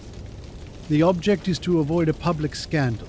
It is better that I should ask them here than that the matter should pass outside our control." She was silent, and her face was still very pale. At last she looked up with something reckless and defiant in her manner. "Well, I'll answer," she said. "What are your questions? Did you correspond with Sir Charles?" "I certainly wrote to him once or twice to acknowledge his delicacy and his generosity." "Have you the dates of those letters?" "No." "Have you ever met him?" "Yes, once or twice, when he came into Coombe Tracey. He was a very retiring man, and he preferred to do good by stealth. But if you saw him so seldom, and wrote so seldom, how did he know enough about your affairs to be able to help you, as you say that he has done?" She met my difficulty with the utmost readiness. There were several gentlemen who knew my sad history and united to help me. One was Mr. Stapleton, a neighbour and intimate friend of Sir Charles's. He was exceedingly kind, and it was through him that Sir Charles learned about my affairs. I knew already that Sir Charles Baskerville had made Stapleton his almoner upon several occasions, so the lady's statement bore the impress of truth upon it. "Did you ever write to Sir Charles asking him to meet you?" I continued. Mrs. Lyons flushed with anger again. "Really, sir, this is a very extraordinary question. I am sorry, madam, but I must repeat it. Then I answer, certainly not. Not on the very day of Sir Charles's death. The flush had faded in an instant, and a deathly face was before me. Her dry lips could not speak the no, which I saw rather than heard. Surely your memory deceives you, said I. I could even quote a passage of your letter. It ran, Please, please, as you are a gentleman, burn this letter and be at the gate by 10 o'clock. I thought that she had fainted, but she recovered herself by a supreme effort. Is there no such thing as a gentleman? She gasped. You do Sir Charles an injustice. He did burn the letter, but sometimes a letter may be legible even when burned. You acknowledge now that you wrote it? Yes, I did write it, she cried, pouring out her soul in a torrent of words. I did write it. Why should I deny it? I have no reason to be ashamed of it. I wished him to help me. I believed that if I had an interview I could gain his help, so I asked him to meet me. But why at such an hour? Because I had only just learned that he was going to London next day and might be away for months. There were reasons why I could not get there earlier. But why a rendezvous in the garden instead of a visit to the house? Do you think a woman could go alone at that hour to a bachelor's house? Well, what happened when you did get there? I never went. Mrs. Lyons. No, I swear it to you. On all I hold sacred, I never went. Something intervened to prevent my going. What was that? That is a private matter. I cannot tell it. You acknowledge then that you made an appointment with Sir Charles at the very hour and place at which he met his death, but you deny that you kept the appointment. That is the truth. Again and again I cross-questioned her, but I could never get past that point. Mrs. Lyons, said I as I rose from this long and inconclusive interview, you are taking a very great responsibility and putting yourself in a very false position by not making an absolutely clean breast of all that you know. If I have to call in the aid of the police, you will find how seriously you are compromised. If your position is innocent, why did you in the first instance deny having written to Sir Charles upon that date? Because I feared that some false conclusion might be drawn from it, and that I might find myself involved in a scandal. And why were you so pressing that Sir Charles should destroy your letter? If you have read the letter, you will know. I did not say that I had read all the letter. You quoted some of it. I quoted the postscript. The letter had, as I said, been burned, and it was not all legible. I ask you once again why it was that you were so pressing that Sir Charles should destroy this letter which he received on the day of his death. The matter is a very private one. The more reason why you should avoid a public investigation. I will tell you then. If you have heard anything of my unhappy history, you will know that I made a rash marriage and had reason to regret it. I have heard so much. My life has been one incessant persecution from a husband whom I abhor. The law is upon his side, and every day I am faced by the possibility that he may force me to live with him. At the time that I wrote this letter to Sir Charles, I had learned that there was a prospect of my regaining my freedom if certain expenses could be met. It meant everything to me. Peace of mind, happiness, self-respect, everything. I knew Sir Charles's generosity, and I thought that if he heard the story from my own lips, he would help me. Then how is it that you did not go? Because I received help in the interval from another source. Why then did you not write to Sir Charles and explain this? So I should have done had I not seen his death in the paper next morning. The woman's story hung coherently together, and all my questions were unable to shake it. I could only check it by finding if she had, indeed, instituted divorce proceedings against her husband at or about the time of the tragedy. It was unlikely that she would dare to say that she had not been to Baskerville Hall if she really had been, for a trap would be necessary to take her there, and could not have returned to Coombe Tracy until the early hours of the morning. Such an excursion could not be kept secret. The probability was, therefore, that she was telling the truth, or at least a part of the truth. I came away baffled and disheartened. Once again I had reached that dead wall which seemed to be built across every path by which I tried to get at the object of my mission. And yet the more I thought of the lady's face and of her manner, the more I felt that something was being held back from me. Why should she turn so pale? Why should she fight against every admission until it was forced from her? Why should she have been so reticent at the time of the tragedy? Surely the explanation of all this could not be as innocent as she would have me believe.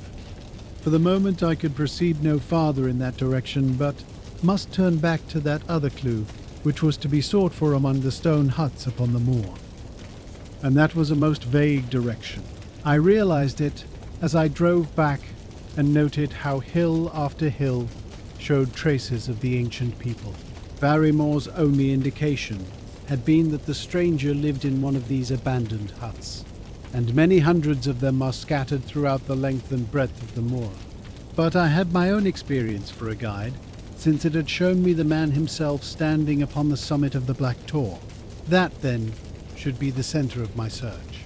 From there I should explore every hut upon the moor until I lighted upon the right one. If this man were inside it, I should find out from his own lips, at the point of my revolver if necessary, who he was and why he had dogged us so long. He might slip away from us in the crowd of Regent Street, but it would puzzle him to do so upon the lonely moor. On the other hand, if I should find the hut and its tenant should not be within it, I must remain there, however long the vigil, until he returned. Holmes had missed him in London. It would indeed be a triumph for me if I could run him to earth where my master had failed. Luck had been against us again and again in this inquiry, but now at last it came to my aid, and the messenger of good fortune was none other than Mr. Frankland, who was standing grey-whiskered and red-faced outside the gate of his garden, which opened onto the high road along which I travelled. "Good day, Dr. Watson," cried he with unwonted good humour. "You must really give your horses a rest, and come in to have a glass of wine and to congratulate me." My feelings towards him were very far from being friendly after what I had heard of his treatment of his daughter, but I was anxious to send Perkins and the wagonette home, and the opportunity was a good one.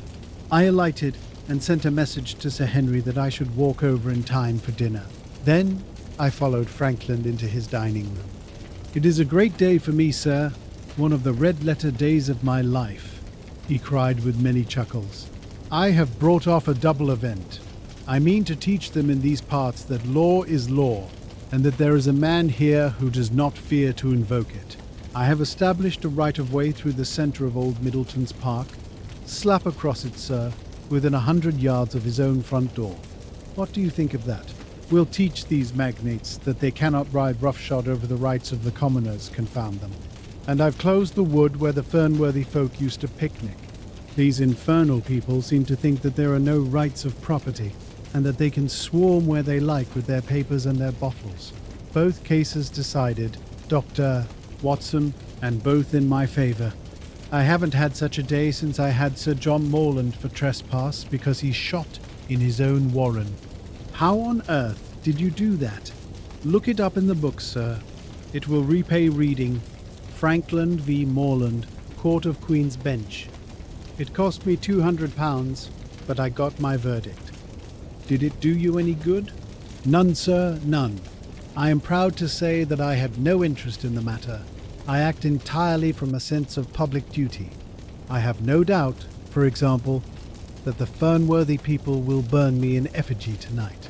I told the police last time they did it that they should stop these disgraceful exhibitions. The county constabulary is in a scandalous state, sir, and it has not afforded me the protection to which I am entitled. The case of Frankland v. Regina will bring the matter before the attention of the public. I told them that they would have occasion to regret their treatment of me, and already my words have come true. How so? I asked. The old man put on a very knowing expression, because I could tell them what they are dying to know, but nothing would induce me to help the rascals in any way. I had been casting round for some excuse by which I could get away from his gossip, but now I began to wish to hear more of it. I had seen enough of the contrary nature of the old sinner to understand that any strong sign of interest would be the surest way to stop his confidences. "Some poaching case, no doubt?" said I with an indifferent manner. "Ha ha, my boy. A very much more important matter than that. What about the convict on the moor?" I stared. "You don't mean that you know where he is?" said I. "I may not know exactly where he is, but I am quite sure that I could help the police to lay their hands on him. Has it never struck you that the way to catch that man was to find out where he got his food and so trace it to him? He certainly seemed to be getting uncomfortably near the truth." "No doubt," said I. "But how do you know that he is anywhere upon the moor?" "I know it because I have seen with my own eyes the messenger who takes him his food." My heart sank for Barrymore. It was a serious thing to be in the power of this spiteful old busybody. But his next remark took a weight from my mind. "You'll be surprised to hear that his food is taken to him by a child. I see him every day through my telescope upon the roof. He passes along the same path at the same hour, and to whom should he be going except to the convict?" Here was luck indeed, and yet I suppressed all appearance of interest. A child. Barrymore had said that our unknown was supplied by a boy. It was on his track, and not upon the convicts that Frankland had stumbled. If I could get his knowledge, it might save me a long and weary hunt. But incredulity and indifference were evidently my strongest cards. I should say that it was much more likely that it was the son of one of the moorland shepherds taking out his father's dinner. The least appearance of opposition struck fire out of the old autocrat. His eyes looked malignantly at me, and his grey whiskers bristled like those of an angry cat. "Indeed, sir," said he, pointing out over the wide-stretching moor. "Do you see that black tor over yonder? Well, do you see the low hill beyond with the thorn bush upon it? It is the stoniest part of the whole moor. Is that a place where a shepherd would be likely to take his station? Your suggestion, sir, is a most absurd one." I meekly answered that I had spoken without knowing all the facts. My submission pleased him, and led him to further confidences. "You may be sure, sir, that I have very good grounds before I come to an opinion. I have seen the boy again and again with his bundle. Every day, and sometimes twice a day, I have been able— But wait a moment, Dr. Watson. Do my eyes deceive me? Or is there at the present moment something moving upon that hillside?" It was several miles off, but I could distinctly see a small dark dot against the dull green and grey. "Come, sir, come," cried Frankland, rushing upstairs. "You will see with your own eyes and judge for yourself." The telescope, a formidable instrument mounted upon a tripod, stood upon the flat leads of the house. Frankland clapped his eye to it and gave a cry of satisfaction. "Quick, Dr. Watson, quick, before he passes over the hill." There he was, sure enough, a small urchin with a little bundle upon his shoulder, toiling slowly up the hill. When he reached the crest, I saw the ragged, uncouth figure outlined for an instant against the cold blue sky. He looked round him with a furtive and stealthy air, as one who dreads pursuit. Then he vanished over the hill. Well, am I right? Certainly there is a boy who seems to have some secret errand, and what the errand is even a county constable could guess. But not one word shall they have from me, and I bind you to secrecy also, Dr. Watson. Not a word. You understand. Just as you wish. They have treated me shamefully. When the facts come out in Frankland v. Regina, I venture to think that a thrill of indignation will run through the country. Nothing would induce me to help the police in any way. For all they cared, it might have been me instead of my effigy, which these rascals burned at the stake. Surely you are not going. You will help me to empty the decanter in honor of this great occasion. But I resisted all his solicitations and succeeded in dissuading him from his announced intention of walking home with me. I kept the road as long as his eye was on me, and then I struck off across the moor and made for the stony hill, over which the boy had disappeared. Everything was working in my favor, and I swore that it should not be through lack of energy or perseverance that I should miss the chance which fortune had thrown in my way. The sun was already sinking when I reached the summit of the hill, and the long slopes beneath me were all golden green on one side and grey shadow on the other. A haze lay low upon the farthest skyline, out of which jutted the fantastic shapes of Belliver and Vixen Tor. Over the wide expanse there was no sound and no movement. One great grey bird, a gull or curlew, soared aloft in the blue heaven. He and I seemed to be the only living things between the huge arch of the sky and the desert beneath it. The barren scene, the sense of loneliness, and the mystery and urgency of my task all struck a chill into my heart. The boy was nowhere to be seen, but down beneath me in a cleft of the hills there was a circle of the old stone huts, and in the middle of them there was one which retained sufficient roof to act as a screen against the weather. My heart leaped within me as I saw it. This must be the burrow where the stranger lurked. At last my foot was on the threshold of his hiding place. His secret was within my grasp. As I approached the hut, walking as warily as Stapleton would do when with poised net he drew near the settled butterfly, I satisfied myself that the place had indeed been used as a habitation. A vague pathway among the boulders led to the dilapidated opening which served as a door. All was silent within. The unknown might be lurking there, or he might be prowling on the moor. My nerves tingled with the sense of adventure. Throwing aside my cigarette, I closed my hand upon the butt of my revolver, and, walking swiftly up to the door, I looked in. The place was empty. But there were ample signs that I had not come upon a false scent. This was certainly where the man lived. Some blankets, rolled in a waterproof, lay upon that very stone slab upon which Neolithic man had once slumbered. The ashes of a fire were heaped in a rude grate. Beside it lay some cooking utensils and a bucket half full of water. A litter of empty tins showed that the place had been occupied for some time, and I saw, as my eyes became accustomed to the checkered light, a pannikin and a half-full bottle of spirits standing in the corner.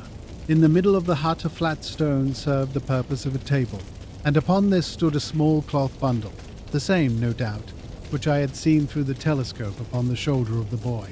It contained a loaf of bread, a tinned tongue, and 2 tins of preserved peaches. As I set it down again, after having examined it, my heart leapt to see that beneath it there lay a sheet of paper with writing upon it. I raised it, and this was what I read, roughly scrawled in pencil. Dr. Watson has gone to Coombe Tracy. For a minute I stood there with the paper in my hands, thinking out the meaning of this curt message. It was I then, and not Sir Henry, who was being dogged by this secret man. He had not followed me himself, but he had set an agent, the boy perhaps, upon my track, and this was his report. Possibly I had taken no steps since I had been upon the moor which had not been observed and reported. Always there was this feeling of an unseen force, a fine net drawn round us with infinite skill and delicacy, holding us so lightly that it was only at some supreme moment that one realized that one was indeed entangled in its meshes. If there was one report, there might be others, so I looked round the hut in search of them. There was no trace, however, of anything of the kind, nor could I discover any sign which might indicate the character or intentions of the man who lived in this singular place, save that he must be of Spartan habits and cared little for the comforts of life. When I thought of the heavy rains and looked at the gaping roof, I understood how strong and immutable must be the purpose which had kept him in that inhospitable abode. Was he our malignant enemy, or was he by chance our guardian angel? I swore that I would not leave the hut until I knew. Outside, the sun was sinking low, and the west was blazing with scarlet and gold. Its reflection was shot back in ruddy patches by the distant pools, which lay amid the great Grimpen mire. There were the 2 towers of Baskerville Hall, and there a distant blur of smoke which marked the village of Grimpen. Between the two, behind the hill, was the house of the Stapletons. All was sweet and mellow and peaceful in the golden evening light, and yet, as I looked at them, my soul shared none of the peace of nature, but quivered at the vagueness and the terror of that interview which every instant was bringing nearer. With tingling nerves but a fixed purpose, I sat in the dark recess of the hut and waited with somber patience for the coming of its tenant. And then at last I heard him. Far away came the sharp clink of a boot striking upon a stone. Then another and yet another, coming nearer and nearer. I shrank back into the darkest corner and cocked the pistol in my pocket, determined not to discover myself until I had an opportunity of seeing something of the stranger. There was a long pause which showed that he had stopped. Then once more the footsteps approached, and a shadow fell across the opening of the hut. "It is a lovely evening, my dear Watson," said a well-known voice. "I really think that you will be more comfortable outside than in." Chapter 12. Death on the Moor. For a moment or two I sat breathless, hardly able to believe my ears. Then my senses and my voice came back to me, while a crushing weight of responsibility seemed in an instant to be lifted from my soul.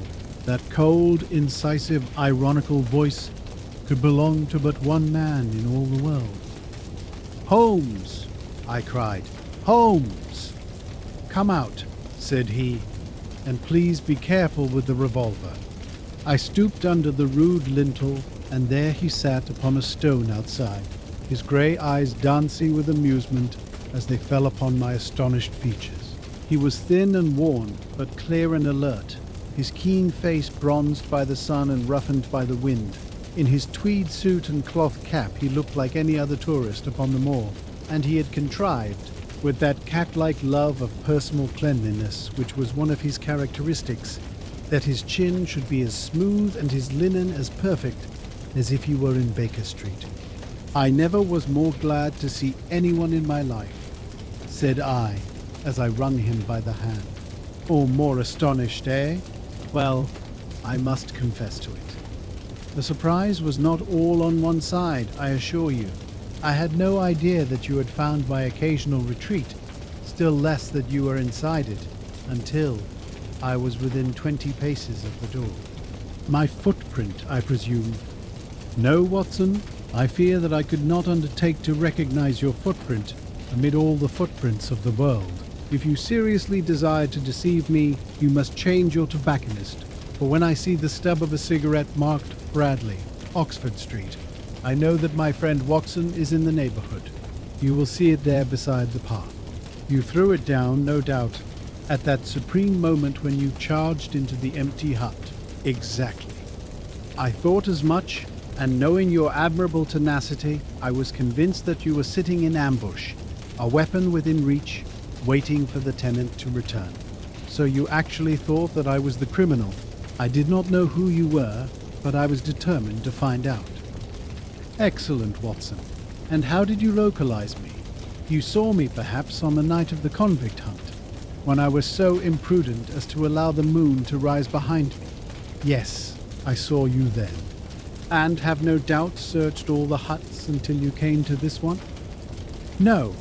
Your boy had been observed, and that gave me a guide where to look. The old gentleman with the telescope, no doubt. I could not make it out when first I saw the light flashing upon the lens. He rose and peeped into the hut. Ha! I see that Cartwright has brought up some supplies. What's this paper? So you have been to Coombe Tracy, have you?" "Yes." "To see Mrs. Laura Lyons?" "Exactly. Well done. Our researchers have evidently been running on parallel lines, and when we unite our results, I expect we shall have a fairly full knowledge of the case. Well, I am glad from my heart that you are here, for indeed the responsibility and the mystery were both becoming too much for my nerves. But how in the name of wonder did you come here, and what have you been doing?" "I thought that you were in Baker Street, working out that case of blackmailing." "That was what I wished you to think." "Then you use me, and yet do not trust me," I cried with some bitterness. "I think that I have deserved better at your hands, Holmes."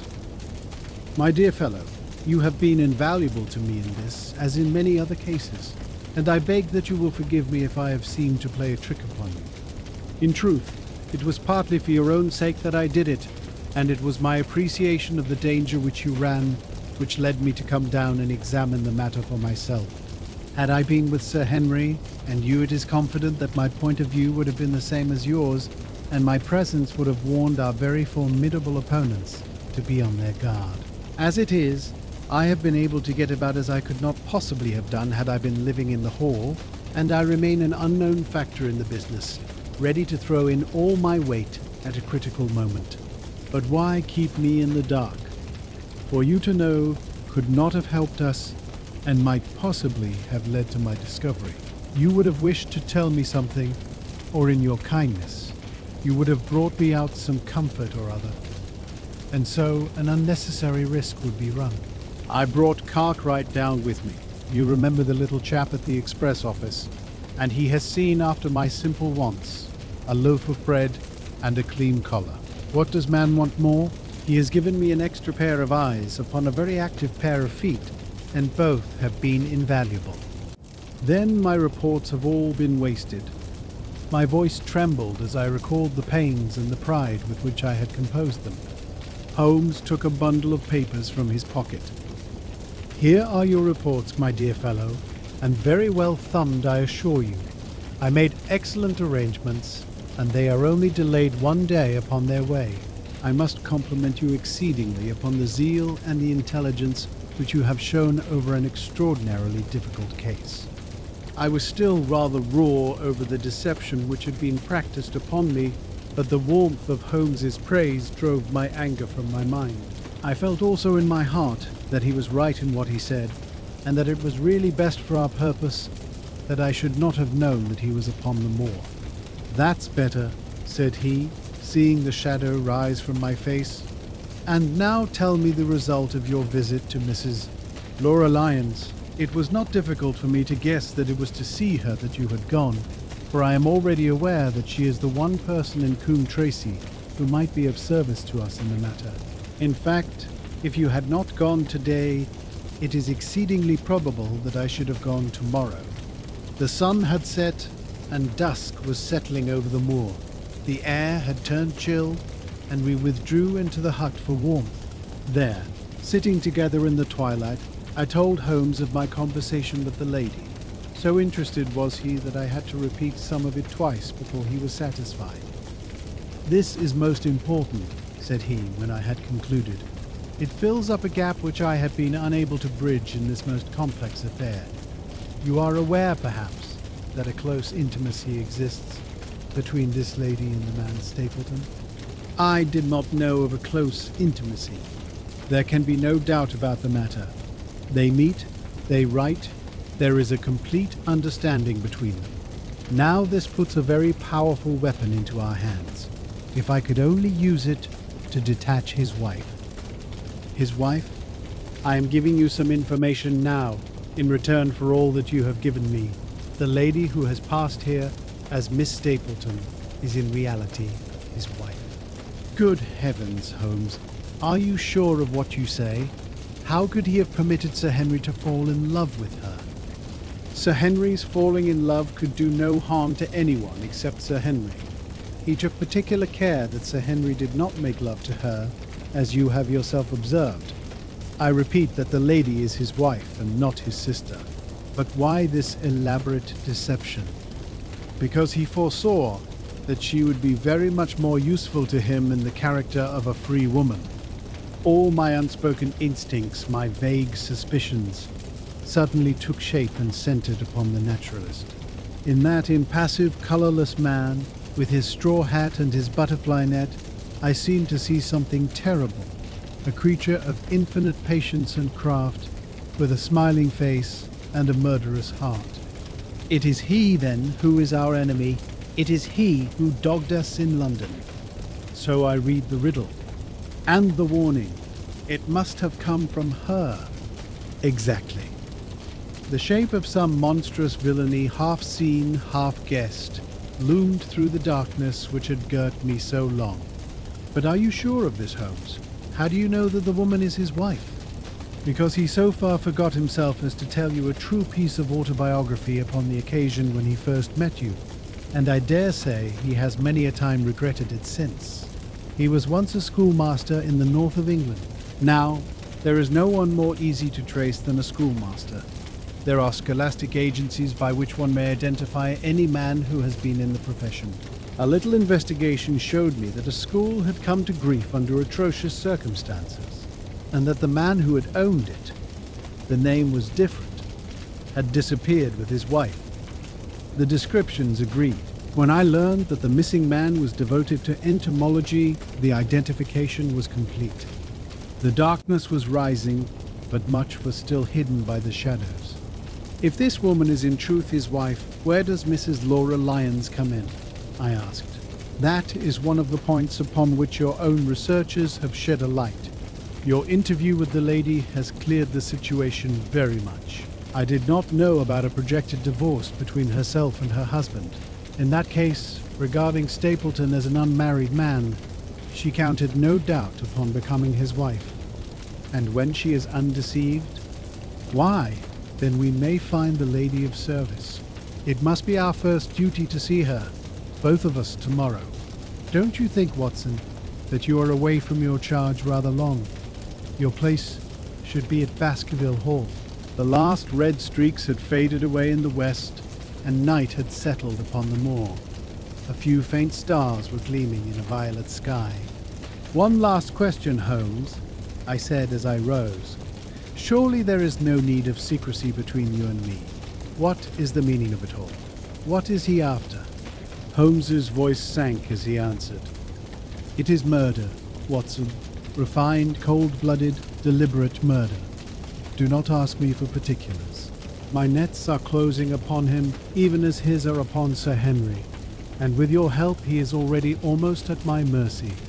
There is but one danger which can threaten us. It is that he should strike before we are ready to do so.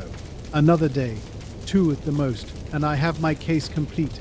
But until then, guard your charge as closely as ever a fond mother watched her ailing child. Your mission today has justified itself, and yet I could almost wish that you had not left his side. Hark! A terrible scream, a prolonged yell of horror and anguish burst out of the silence of the moor. That frightful cry turned the blood to ice in my veins. "Oh my God!" I gasped. "What is it? What does it mean?" Holmes had sprung to his feet, and I saw his dark, athletic outline at the door of the hut, his shoulders stooping, his head thrust forward, his face peering into the darkness. "Hush!" he whispered. "Hush!" The cry had been loud on account of its vehemence, but it had pealed out from somewhere far off on the shadowy plain. Now it burst upon our ears, nearer, louder, more urgent than before. "Where is it?" Holmes whispered, and I knew from the thrill of his voice that he, the man of iron, was shaken to the soul. "Where is it, Watson?" "There, I think," I pointed into the darkness. "No, there!" Again the agonized cry swept through the silent night, louder and much nearer than ever, and a new sound mingled with it, a deep muttered rumble, musical and yet menacing, rising and falling like the low, constant murmur of the sea. "The Hound!" cried Holmes. "Come, Watson, come. Great heavens, if we are too late." He had started running swiftly over the moor, and I had followed at his heels. But now, from somewhere among the broken ground immediately in front of us, there came one last despairing yell, and then a dull, heavy thud. We halted and listened. Not another sound broke the heavy silence of the windless night. I saw Holmes put his hand to his forehead like a man distracted. He stamped his feet upon the ground. "He has beaten us, Watson. We are too late." No, no, surely not. Fool that I was to hold my hand. And you, Watson, see what comes of abandoning your charge. But, by heaven, if the worst has happened, we'll avenge him. Blindly we ran through the gloom, blundering against boulders, forcing our way through gorse bushes, panting up hills and rushing down slopes, heading always in the direction whence those dreadful sounds had come. At every rise Holmes looked eagerly round him, but the shadows were thick upon the moor, and nothing moved upon its dreary face. "Can you see anything?" "Nothing. But, Hark! What is that? A low moan had fallen upon our ears. There it was again upon our left. On that side a ridge of rocks ended in a sheer cliff which overlooked a stone-strewn slope. On its jagged face was spread-eagled some dark, irregular object. As we ran towards it, the vague outline hardened into a definite shape. It was a prostrate man face downward upon the ground. The head doubled under him at a horrible angle. The shoulders rounded and the body hunched together as if in the act of throwing a somersault. So grotesque was the attitude that I could not for the instant realize that that moan had been the passing of his soul. Not a whisper, not a rustle, rose now from the dark figure over which we stooped. Holmes laid his hand upon him and held it up again with an exclamation of horror. The gleam of the match which he struck shone upon his clotted fingers and upon the ghastly pool which widened slowly from the crushed skull of the victim. And it shone upon something else which turned our hearts sick and faint within us, the body of Sir Henry Baskerville. There was no chance of either of us forgetting that peculiar ruddy tweed suit, the very one which he had worn on the first morning that we had seen him in Baker Street. We caught the one clear glimpse of it, and then the match flickered and went out, even as the hope had gone out of our souls. Holmes groaned, and his face glimmered white through the darkness. "The brute! The brute!" I cried with clenched hands. "Oh, Holmes, I shall never forgive myself for having left him to his fate. I am more to blame than you, Watson. In order to have my case well-rounded and complete, I have thrown away the life of my client. It is the greatest blow which has befallen me in my career. But how could I know that he would risk his life alone upon the moor in the face of all my warnings? That we should have heard his screams, my God, those screams, and yet have been unable to save him. Where is this brute of a hound which drove him to his death? It may be lurking among these rocks at this instant. And Stapleton, where is he? He shall answer for this deed. He shall. I will see to that. Uncle and nephew have been murdered, the one frightened to death by the very sight of a beast which he thought to be supernatural, the other driven to his end in his wild flight to escape from it. But now we have to prove the connection between the man and the beast. Save from what we heard, we cannot even swear to the existence of the latter, since Sir Henry has evidently died from the fall. But by heavens, cunning as he is, the fellow shall be in my power before another day is past. We stood with bitter hearts on either side of the mangled body, overwhelmed by this sudden and irrevocable disaster which had brought all our long and weary labours to so piteous an end. Then as the moon rose we climbed to the top of the rocks over which our poor friend had fallen, and from the summit we gazed out over the shadowy moor, half silver and half gloom. Far away, miles off, in the direction of Grimpen, a single steady yellow light was shining. It could only come from the lonely abode of the Stapletons. With a bitter curse I shook my fist at it as I gazed. Why should we not seize him at once? Our case is not complete. The fellow is wary and cunning to the last degree. It is not what we know, but what we can prove. If we make one false move, the villain may escape us yet. What can we do? There will be plenty for us to do tomorrow. Tonight we can only perform the last offices to our poor friend. Together we made our way down the precipitous slope and approached the body, black and clear against the silvered stones. The agony of those contorted limbs struck me with a spasm of pain and blurred my eyes with tears. We must send for help, Holmes. We cannot carry him all the way to the hall. Good heavens, are you mad? He had uttered a cry and bent over the body. Now he was dancing and laughing and wringing my hand. Could this be my stern, self-contained friend? These were hidden fires indeed. A beard! A beard! The man has a beard. A beard? It is not the baronet, it is... Why? It is my neighbour, the convict. With feverish haste we had turned the body over, and that dripping beard was pointing up to the cold, clear moon. There could be no doubt about the beetling forehead, the sunken animal eyes. It was indeed the same face which had glared upon me in the light of the candle from over the rock. the face of Selden, the criminal. Then, in an instant, it was all clear to me. I remembered how the baronet had told me that he had handed his old wardrobe to Barrymore. Barrymore had passed it on in order to help Selden in his escape. Boots, shirt, cap. It was all Sir Henry's. The tragedy was still black enough, but this man had at least deserved death by the laws of his country. I told Holmes how the matter stood, my heart bubbling over with thankfulness and joy. Then, "The clothes have been the poor devil's death," said he. "It is clear enough that the Hound has been laid on from some article of Sir Henry's, the boot which was abstracted in the hotel, in all probability, and so ran this man down. There is one very singular thing, however. How came Selden, in the darkness, to know that the Hound was on his trail? He heard him. To hear a hound upon the moor would not work a hard man like this convict into such a paroxysm of terror that he would risk recapture by screaming wildly for help. By his cries, he must have run a long way after he knew the animal was on his track. How did he know? A greater mystery to me is why this hound, presuming that all our conjectures are correct, I presume nothing. Well, then, why this hound should be loose tonight. I suppose that it does not always run loose upon the moor. Stapleton would not let it go unless he had reason to think that Sir Henry would be there. My difficulty is the more formidable of the two, for I think that we shall very shortly get an explanation of yours, while mine may remain forever a mystery. The question now is, what shall we do with this poor wretch's body? We cannot leave it here to the foxes and the ravens.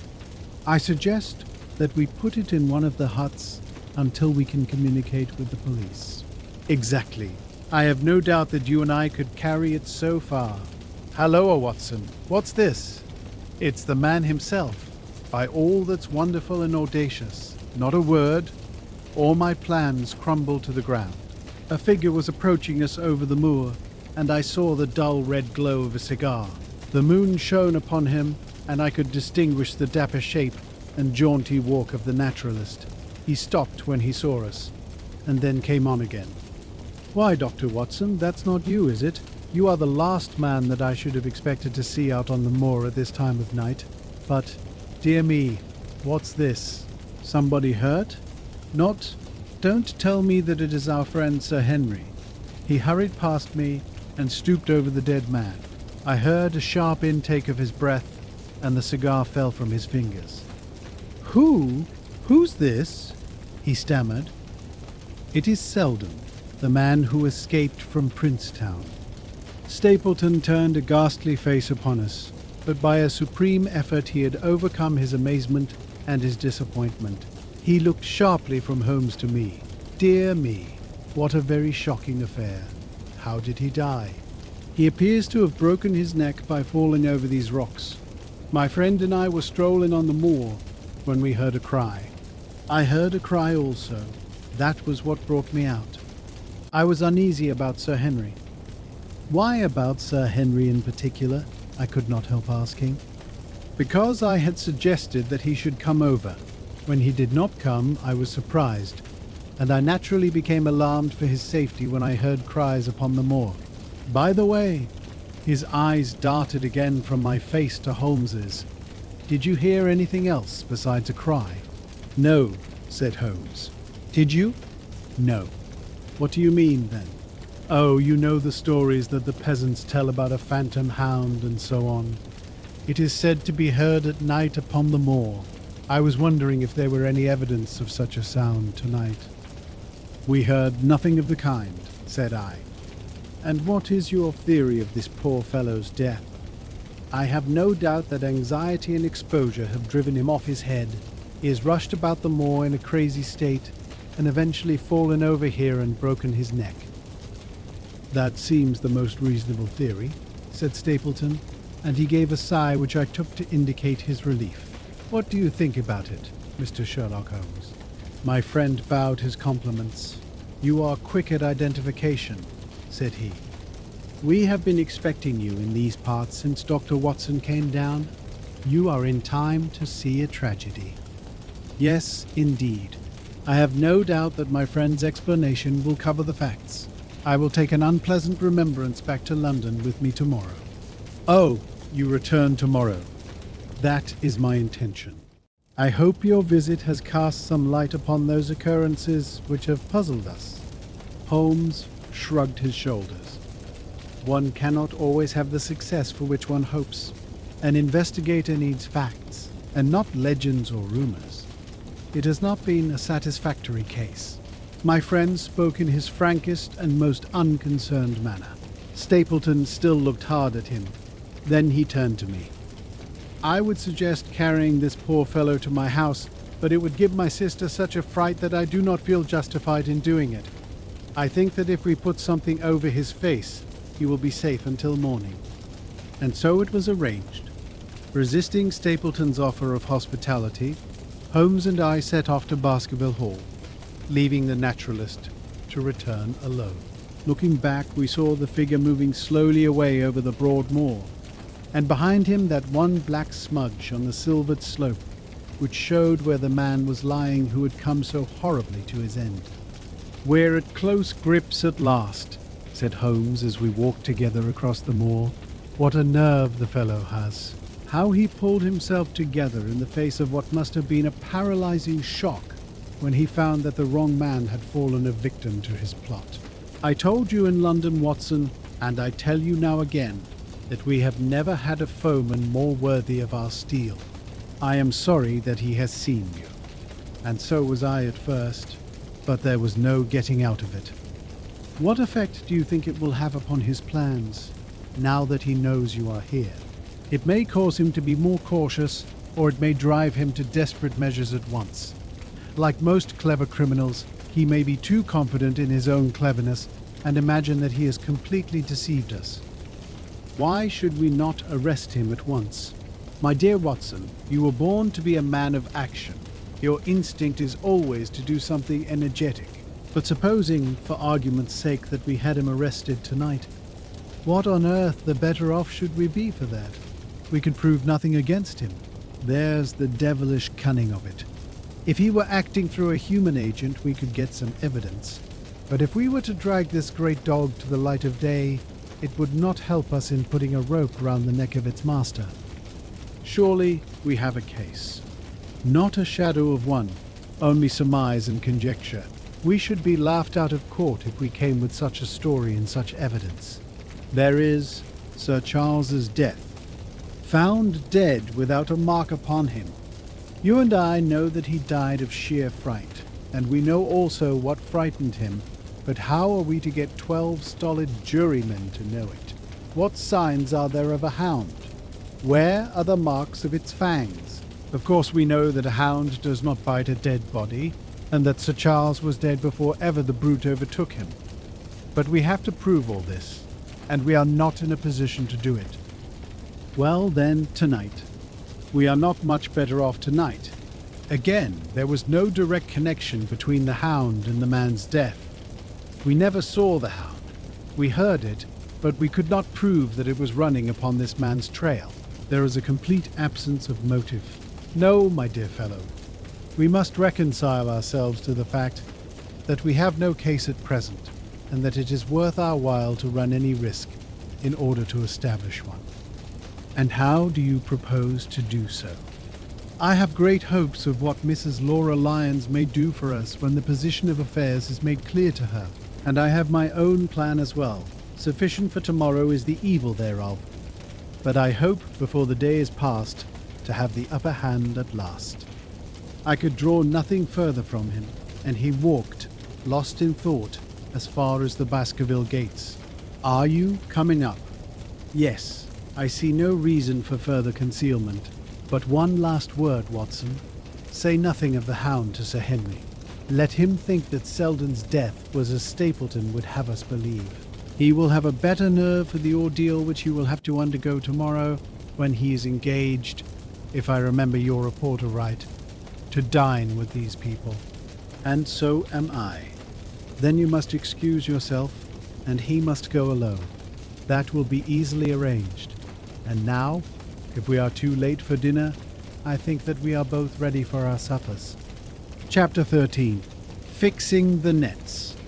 Sir Henry was more pleased than surprised to see Sherlock Holmes, for he had for some days been expecting that recent events would bring him down from London.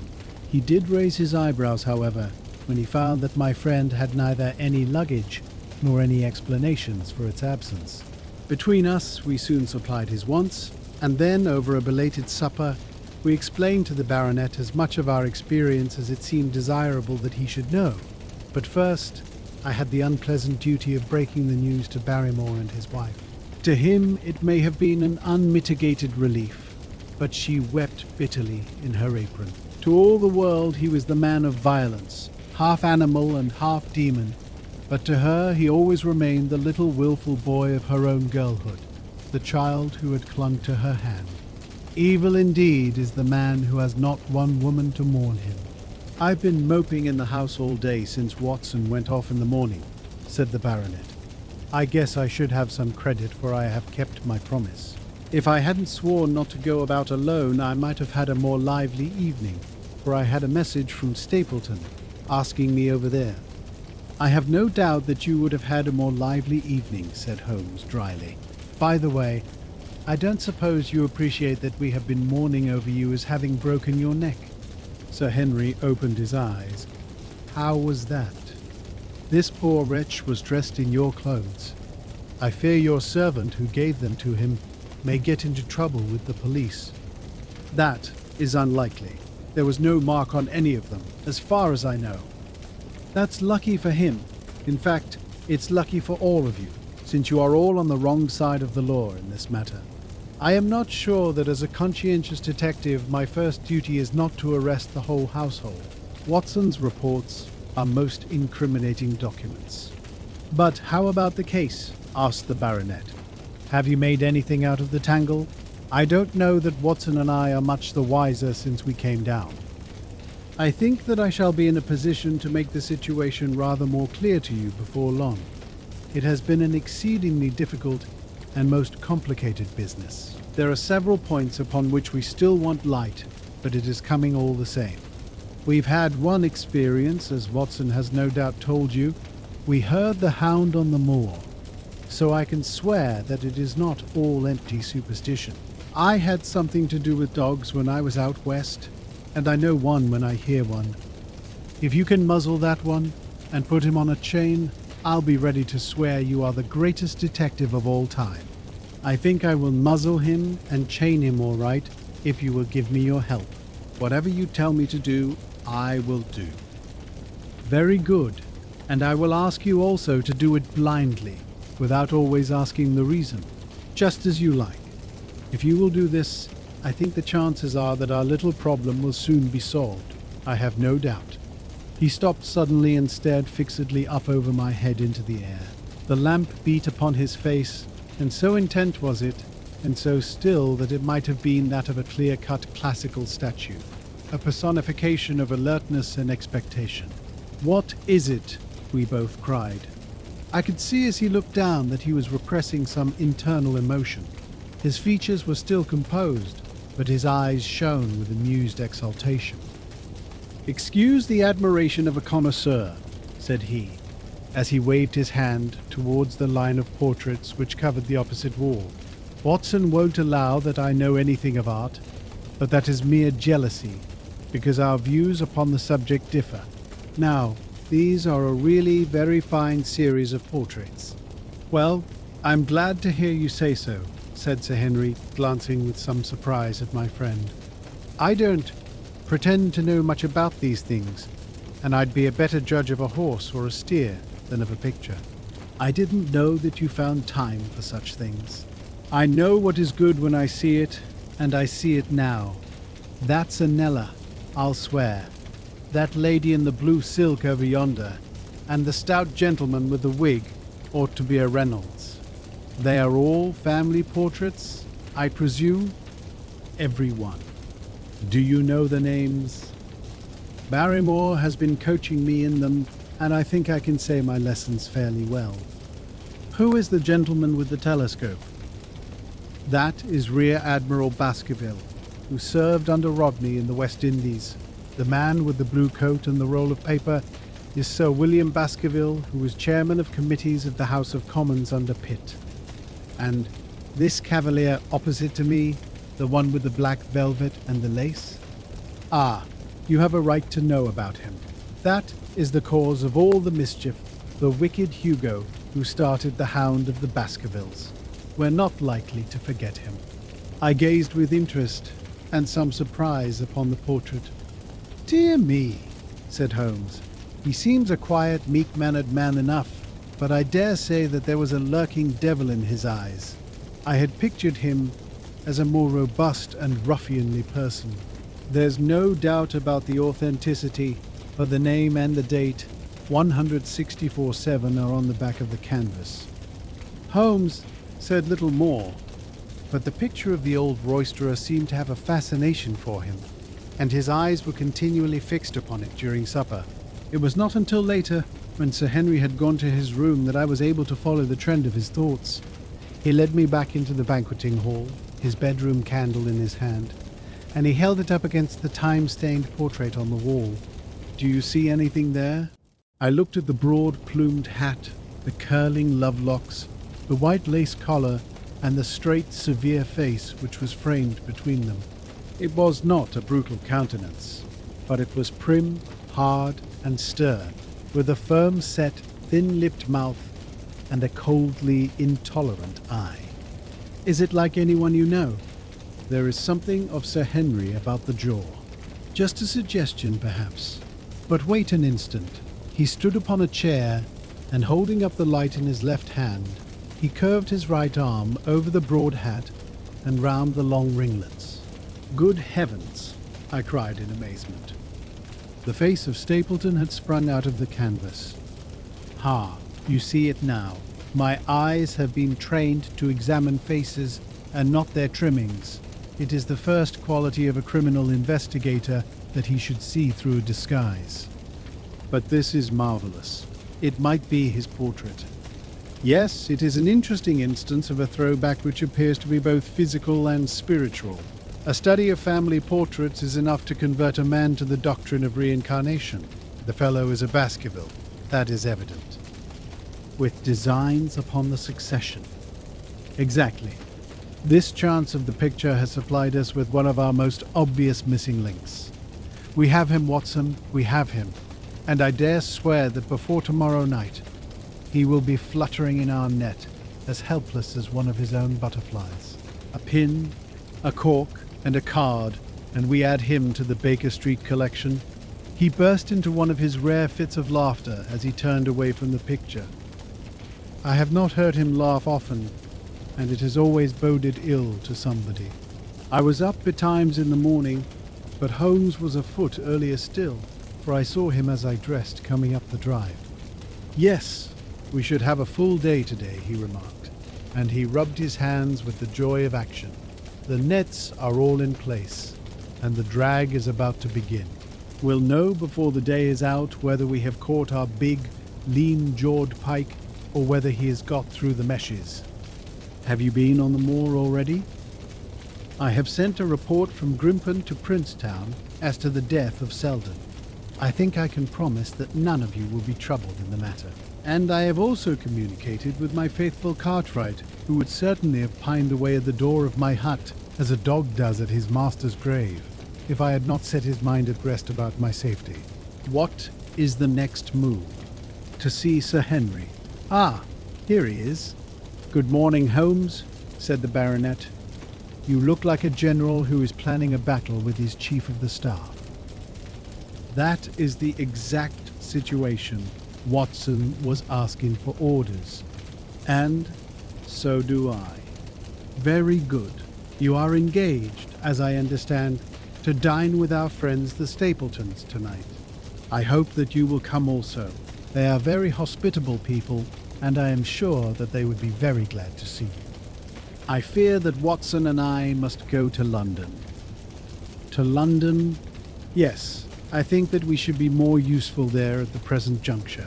The baronet's face perceptibly lengthened. I hoped that you were going to see me through this business. The Hall and the moor are not very pleasant places, when one is alone. My dear fellow, you must trust me implicitly and do exactly what I tell you. You can tell your friends that we should have been happy to have come with you, but that urgent business required us to be in town. We hope very soon to return to Devonshire. Will you remember to give them that message? If you insist upon it. There is no alternative, I assure you. I saw by the baronet's clouded brow that he was deeply hurt by what he regarded as our desertion. When do you desire to go? He asked coldly. Immediately after breakfast. We will drive in to Coombe Tracy, but Watson will leave his things as a pledge that he will come back to you. Watson, you will send a note to Stapleton to tell him that you regret that you cannot come. I have a good mind to go to London with you, said the baronet. Why should I stay here alone? Because it is your post of duty. Because you gave me your word that you would do as you were told, and I tell you to stay. All right then, I'll stay. One more direction. I wish you to drive to Merripit House. Send back your trap, however, and let them know that you intend to walk home. To walk across the moor? Yes. But that is the very thing which you have so often cautioned me not to do. This time you may do it with safety. If I had not every confidence in your nerve and courage, I would not suggest it. But it is essential that you should do it. Then I will do it. And as you value your life, do not go across the moor in any direction save along the straight path which leads from Merripit House to the Grimpen Road, and is your natural way home. I will do just what you say. Very good. I should be glad to get away as soon after breakfast as possible, so as to reach London in the afternoon. I was much astounded by this programme, though I remembered that Holmes had said to Stapleton on the night before that his visit would terminate next day. It had not crossed my mind, however, that he would wish me to go with him, nor could I understand how we could both be absent at a moment which he himself declared to be critical. There was nothing for it, however, but implicit obedience, so we bade goodbye to our rueful friend, and a couple of hours afterwards we were at the station of Coombe Tracy and had dispatched the trap upon its return journey. A small boy was waiting upon the platform. Any orders, sir? You will take this train to town, Cartwright. The moment you arrive, you will send a wire to Sir Henry Baskerville in my name to say that if he finds the pocketbook which I have dropped, he is to send it by registered post to Baker Street. Yes, sir. And ask at the station office if there is a message for me. The boy returned with a telegram which Holmes handed to me. It ran, "Wire received. Coming down with unsigned warrant. Arrive 5:40. Lestrade." That is in answer to mine of this morning. He is the best of the professionals, I think, and we may need his assistance. Now, Watson, I think that we cannot employ our time better than by calling upon your acquaintance, Mrs. Laura Lyons. His plan of campaign was beginning to be evident. He would use the baronet in order to convince the Stapletons that we were really gone, while we should actually return at the instant when we were likely to be needed. That telegram from London, if mentioned by Sir Henry to the Stapletons, must remove the last suspicions from their minds. Already I seemed to see our nets drawing closer around that lean-jawed pike. Mrs. Laura Lyons was in her office, and Sherlock Holmes opened his interview with a frankness and directness which considerably amazed her. "I am investigating the circumstances which attended the death of the late Sir Charles Baskerville," said he. "My friend here, Dr. Watson, has informed me of what you have communicated and also of what you have withheld in connection with that matter." "What have I withheld?" she asked defiantly. "You have confessed that you asked Sir Charles to be at the gate at 10 o'clock. We know that that was the place and hour of his death. You have withheld what the connection is between these events. There is no connection. In that case, the coincidence must indeed be an extraordinary one, but I think that we shall succeed in establishing a connection after all. I wish to be perfectly frank with you, Mrs. Lyons. We regard this case as one of murder, and the evidence may implicate not only your friend Mr. Stapleton, but his wife as well." The lady sprang from her chair. "His wife!" she cried. "The fact is no longer a secret. The person who has passed for his sister is really his wife." Mrs. Lyons had resumed her seat. Her hands were grasping the arms of her chair, and I saw that the pink nails had turned white with the pressure of her grip. "His wife," she said again. "His wife. He is not a married man." Sherlock Holmes shrugged his shoulders. "Prove it to me. Prove it to me. And if you can do so..." The fierce flash of her eyes said more than any words. "I have come prepared to do so," said Holmes, drawing several papers from his pocket. "Here is a photograph of the couple taken in York 4 years ago. It is endorsed Mr. and Mrs. Vandeleur, but you will have no difficulty in recognizing him, and her also, if you know her by sight. Here are 3 written descriptions by trustworthy witnesses of Mr. and Mrs. Vandeleur, who at that time kept St. Oliver's private school. Read them and see if you can doubt the identity of these people." She glanced at them and then looked up at us with the set, rigid face of a desperate woman. "Mr. Holmes," she said, "this man had offered me marriage on condition that I could get a divorce from my husband. He has lied to me, the villain, in every conceivable way. Not one word of truth has he ever told me. And why? Why? I imagined that all was for my own sake, but now I see that I was never anything but a tool in his hands. Why should I preserve faith with him who never kept any with me? Why should I try to shield him from the consequences of his own wicked acts? Ask me what you like, and there is nothing which I shall hold back. One thing I swear to you, and that is that when I wrote the letter, I never dreamed of any harm to the old gentleman who had been my kindest friend." "I entirely believe you, madam," said Sherlock Holmes. "The recital of these events must be very painful to you, and perhaps it will make it easier if I tell you what occurred, and you can check me if I make any material mistake. The sending of this letter was suggested to you by Stapleton. He dictated it. I presume that the reason he gave was that you would receive help from Sir Charles for the legal expenses connected with your divorce." "Exactly." "And then after you had sent the letter, he dissuaded you from keeping the appointment?" "He told me that it would hurt his self-respect that any other man should find the money for such an object, and that though he was a poor man himself, he would devote his last penny to removing the obstacles which divided us. He appears to be a very consistent character." "And then you heard nothing until you read the reports of the death in the paper?" "No." "And he made you swear to say nothing about your appointment with Sir Charles?" "He did. He said that the death was a very mysterious one, and that I should certainly be suspected if the facts came out. He frightened me into remaining silent." "Quite so. But you had your suspicions." She hesitated and looked down. "I knew him," she said. "But if he had kept faith with me, I should always have done so with him." "I think that on the whole you have had a fortunate escape," said Sherlock Holmes. "You have had him in your power, and he knew it. And yet you are alive. You have been walking for some months very near to the edge of a precipice. We must wish you good morning now, Mrs. Lyons, and it is probable that you will very shortly hear from us again.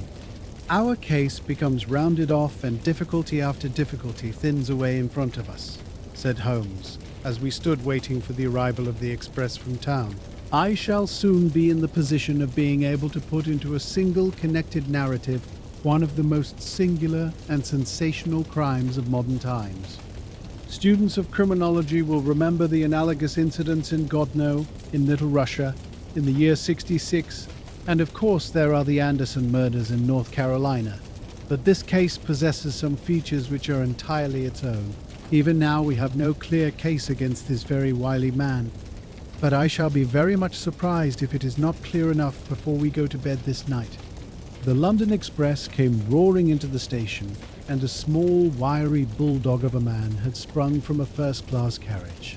We all 3 shook hands, and I saw at once from the reverential way in which Lestrade gazed at my companion that he had learned a good deal since the days when they had first worked together.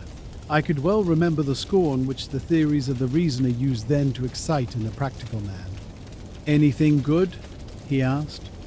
"The biggest thing for years," said Holmes.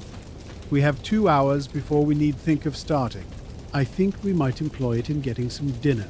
And then, Lestrade, we will take the London fog out of your throat by giving you a breath of the pure night air of Dartmoor. Never been there? Ah, well, I don't suppose you will forget your first visit." Chapter 14. The Hound of the Baskervilles. One of Sherlock Holmes's defects, if indeed one may call it a defect, was that he was exceedingly loath to communicate his full plans to any other person until the instant of their fulfillment. Partly it came no doubt from his own masterful nature, which loved to dominate and surprise those who were around him. Partly also from his professional caution, which urged him never to take any chances. The result, however, was very trying for those who were acting as his agents and assistants. I had often suffered under it, but never more so than during that long drive in the darkness. The great ordeal was in front of us. At last we were about to make our final effort, and yet Holmes had said nothing, and I could only surmise what his course of action would be. My nerves thrilled with anticipation when at last the cold wind upon our faces and the dark void spaces on either side of the narrow road told me that we were back upon the moor once again. Every stride of the horses and every turn of the wheels was taking us nearer to our supreme adventure. Our conversation was hampered by the presence of the driver of the hired wagonette, so that we were forced to talk of trivial matters when our nerves were tense with emotion and anticipation. It was a relief to me, after that unnatural restraint, when we at last passed Franklin's house and knew that we were drawing near to the hall and to the scene of action. We did not drive up to the door, but got down near the gate of the avenue. The wagonette was paid off and ordered to return to Coombe Tracy forthwith, while we started to walk to Merripit House. "Are you armed, Lestrade?"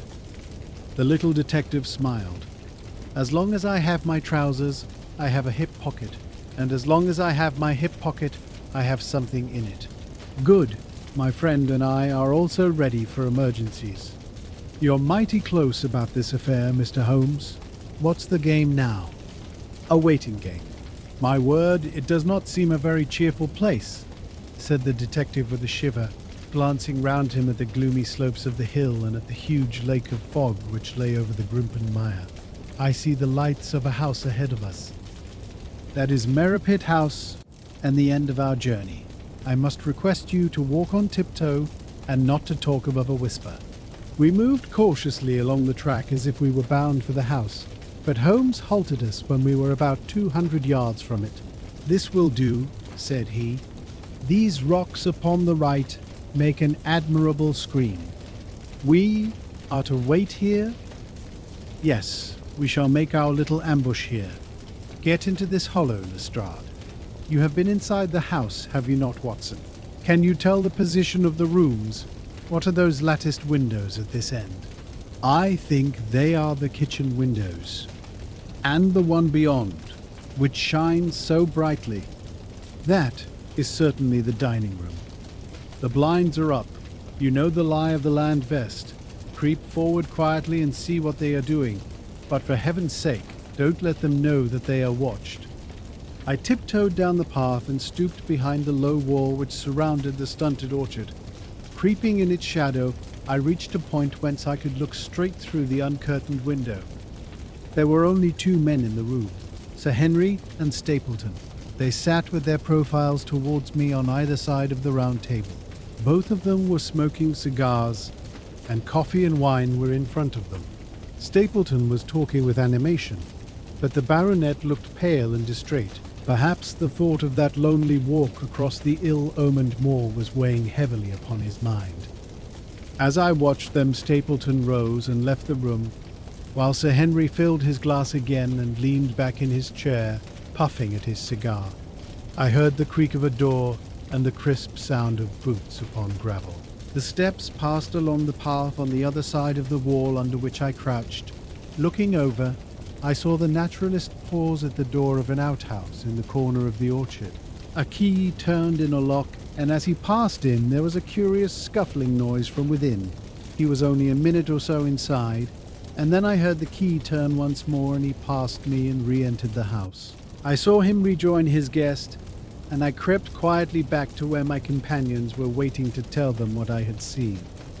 "You say, Watson, that the lady is not there?" Holmes asked when I had finished my report. "No. Where can she be then, since there is no light in any other room except the kitchen?" "I cannot think where she is." I have said that over the great Grimpen Mire there hung a dense white fog. It was drifting slowly in our direction and banked itself up like a wall on that side of us, low but thick and well defined. The moon shone on it, and it looked like a great shimmering ice field, with the heads of the distant tors as rocks borne upon its surface. Holmes's face was turned towards it, and he muttered impatiently as he watched its sluggish drift. "It's moving towards us, Watson." "Is that serious?" "Very serious indeed. The one thing upon earth which could have disarranged my plans. He can't be very long. Now it is already 10 o'clock. Our success and even his life may depend upon his coming out before the fog is over the path." The night was clear and fine above us. The stars shone cold and bright, while a half-moon bathed the whole scene in a soft, uncertain light. Before us lay the dark bulk of the house, its serrated roof and bristling chimneys hard outlined against the silver-spangled sky. Broad bars of golden light from the lower windows stretched across the orchard and the moor. One of them was suddenly shut off. The servants had left the kitchen. There only remained the lamp in the dining room where the two men, the murderous host, and the unconscious guest, still chatted over their cigars. Every minute that white woolly plain which covered one half of the moor was drifting closer and closer to the house. Already the first thin wisps of it were curling across the golden square of the lighted window. The farther wall of the orchard was already invisible, and the trees were standing out of a swirl of white vapor. As we watched it, the fog wreaths came crawling round both corners of the house and rolled slowly into one dense bank on which the upper floor and the roof floated like a strange ship upon a shadowy sea.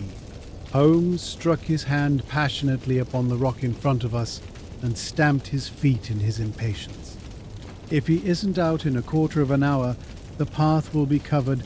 In half an hour, we won't be able to see our hands in front of us. Shall we move farther back upon higher ground?" "Yes, I think it would be as well." So as the fog bank flowed onward, we fell back before it until we were half a mile from the house, and still that dense white sea, with the moon silvering its upper edge, swept slowly and inexorably on. "We are going too far," said Holmes. "We dare not take the chance of his being overtaken before he can reach us. At all costs, we must hold our ground where we are." He dropped on his knees and clapped his ear to the ground. "Thank God, I think that I hear him coming." A sound of quick steps broke the silence of the moor. Crouching among the stones, we stared intently at the silver-tipped bank in front of us. The steps grew louder, and through the fog, as through a curtain, there stepped the man whom we were awaiting. He looked round him in surprise as he emerged into the clear starlit night. Then he came swiftly along the path, passed close to where we lay, and went on up the long slope behind us. As he walked, he glanced continually over either shoulder, like a man who is ill at ease. "Hist!" cried Holmes, and I heard the sharp click of a cocking pistol. "Look out! It's coming." There was a thin, crisp, continuous patter from somewhere in the heart of that crawling bank. The cloud was within 50 yards of where we lay, and we glared at it, all three, uncertain what horror was about to break from the heart of it. I was at Holmes's elbow, and I glanced for an instant at his face. It was pale and exultant, his eyes shining brightly in the moonlight. But suddenly they started forward in a rigid, fixed stare, and his lips parted in amazement. At the same instant, Lestrade gave a yell of terror and threw himself face downward upon the ground. I sprang to my feet, my inert hand grasping my pistol, my mind paralyzed by the dreadful shape which had sprung out upon us from the shadows of the fog. A hound it was, an enormous coal-black hound, but not such a hound as mortal eyes have ever seen. Fire burst from its open mouth, its eyes glowed with a smouldering glare, its muzzle and hackles and dewlap were outlined in flickering flame. Never in the delirious dream of a disordered brain could anything more savage, more appalling, more hellish be conceived than that dark form and savage face which broke upon us out of the wall of fog. With long bounds, the huge black creature was leaping down the track, following hard upon the footsteps of our friend. So paralyzed were we by the apparition that we allowed him to pass before we had recovered our nerve. Then Holmes and I both fired together, and the creature gave a hideous howl, which showed that one at least had hit him. He did not pause, however, but bounded onward. Far away on the path we saw Sir Henry looking back, his face white in the moonlight, his hands raised in horror, glaring helplessly at the frightful thing which was hunting him down. But that cry of pain from the hound had blown all our fears to the winds. If he was vulnerable, he was mortal, and if we could wound him, we could kill him. Never have I seen a man run as Holmes ran that night. I am reckoned fleet of foot, but he outpaced me as much as I outpaced the little professional. In front of us, as we flew up the track, we heard scream after scream from Sir Henry, and the deep roar of the hound. I was in time to see the beast spring upon its victim, hurl him to the ground, and worry at his throat. But the next instant Holmes had emptied 5 barrels of his revolver into the creature's flank. With a last howl of agony and a vicious snap in the air, it rolled upon its back, 4 feet pawing furiously, and then fell limp upon its side. I stooped, panting, and pressed my pistol to the dreadful, shimmering head, but it was useless to press the trigger. The giant hound was dead. Sir Henry lay insensible where he had fallen. We tore away his collar, and Holmes breathed a prayer of gratitude when we saw that there was no sign of a wound and that the rescue had been in time. Already our friend's eyelids shivered, and he made a feeble effort to move. Lestrade thrust his brandy flask between the baronet's teeth, and 2 frightened eyes were looking up at us. "My God," he whispered. "What was it? What, in heaven's name, was it?" "It's dead, whatever it is," said Holmes. "We've laid the family ghost once and forever." In mere size and strength it was a terrible creature which was lying stretched before us. It was not a pure bloodhound, and it was not a pure mastiff, but it appeared to be a combination of the two, gaunt, savage, and as large as a small lioness. Even now, in the stillness of death, the huge jaws seemed to be dripping with a bluish flame, and the small, deep-set, cruel eyes were ringed with fire. I placed my hand upon the glowing muzzle, and as I held them up, my own fingers smoldered and gleamed in the darkness. "Phosphorus," I said. "A cunning preparation of it," said Holmes, sniffing at the dead animal. "There is no smell which might have interfered with his power of scent. We owe you a deep apology, Sir Henry, for having exposed you to this fright. I was prepared for a hound, but not for such a creature as this, and the fog gave us little time to receive him. You have saved my life. Having first endangered it, are you strong enough to stand? Give me another mouthful of that brandy and I shall be ready for anything. So, now if you will help me up, what do you propose to do?"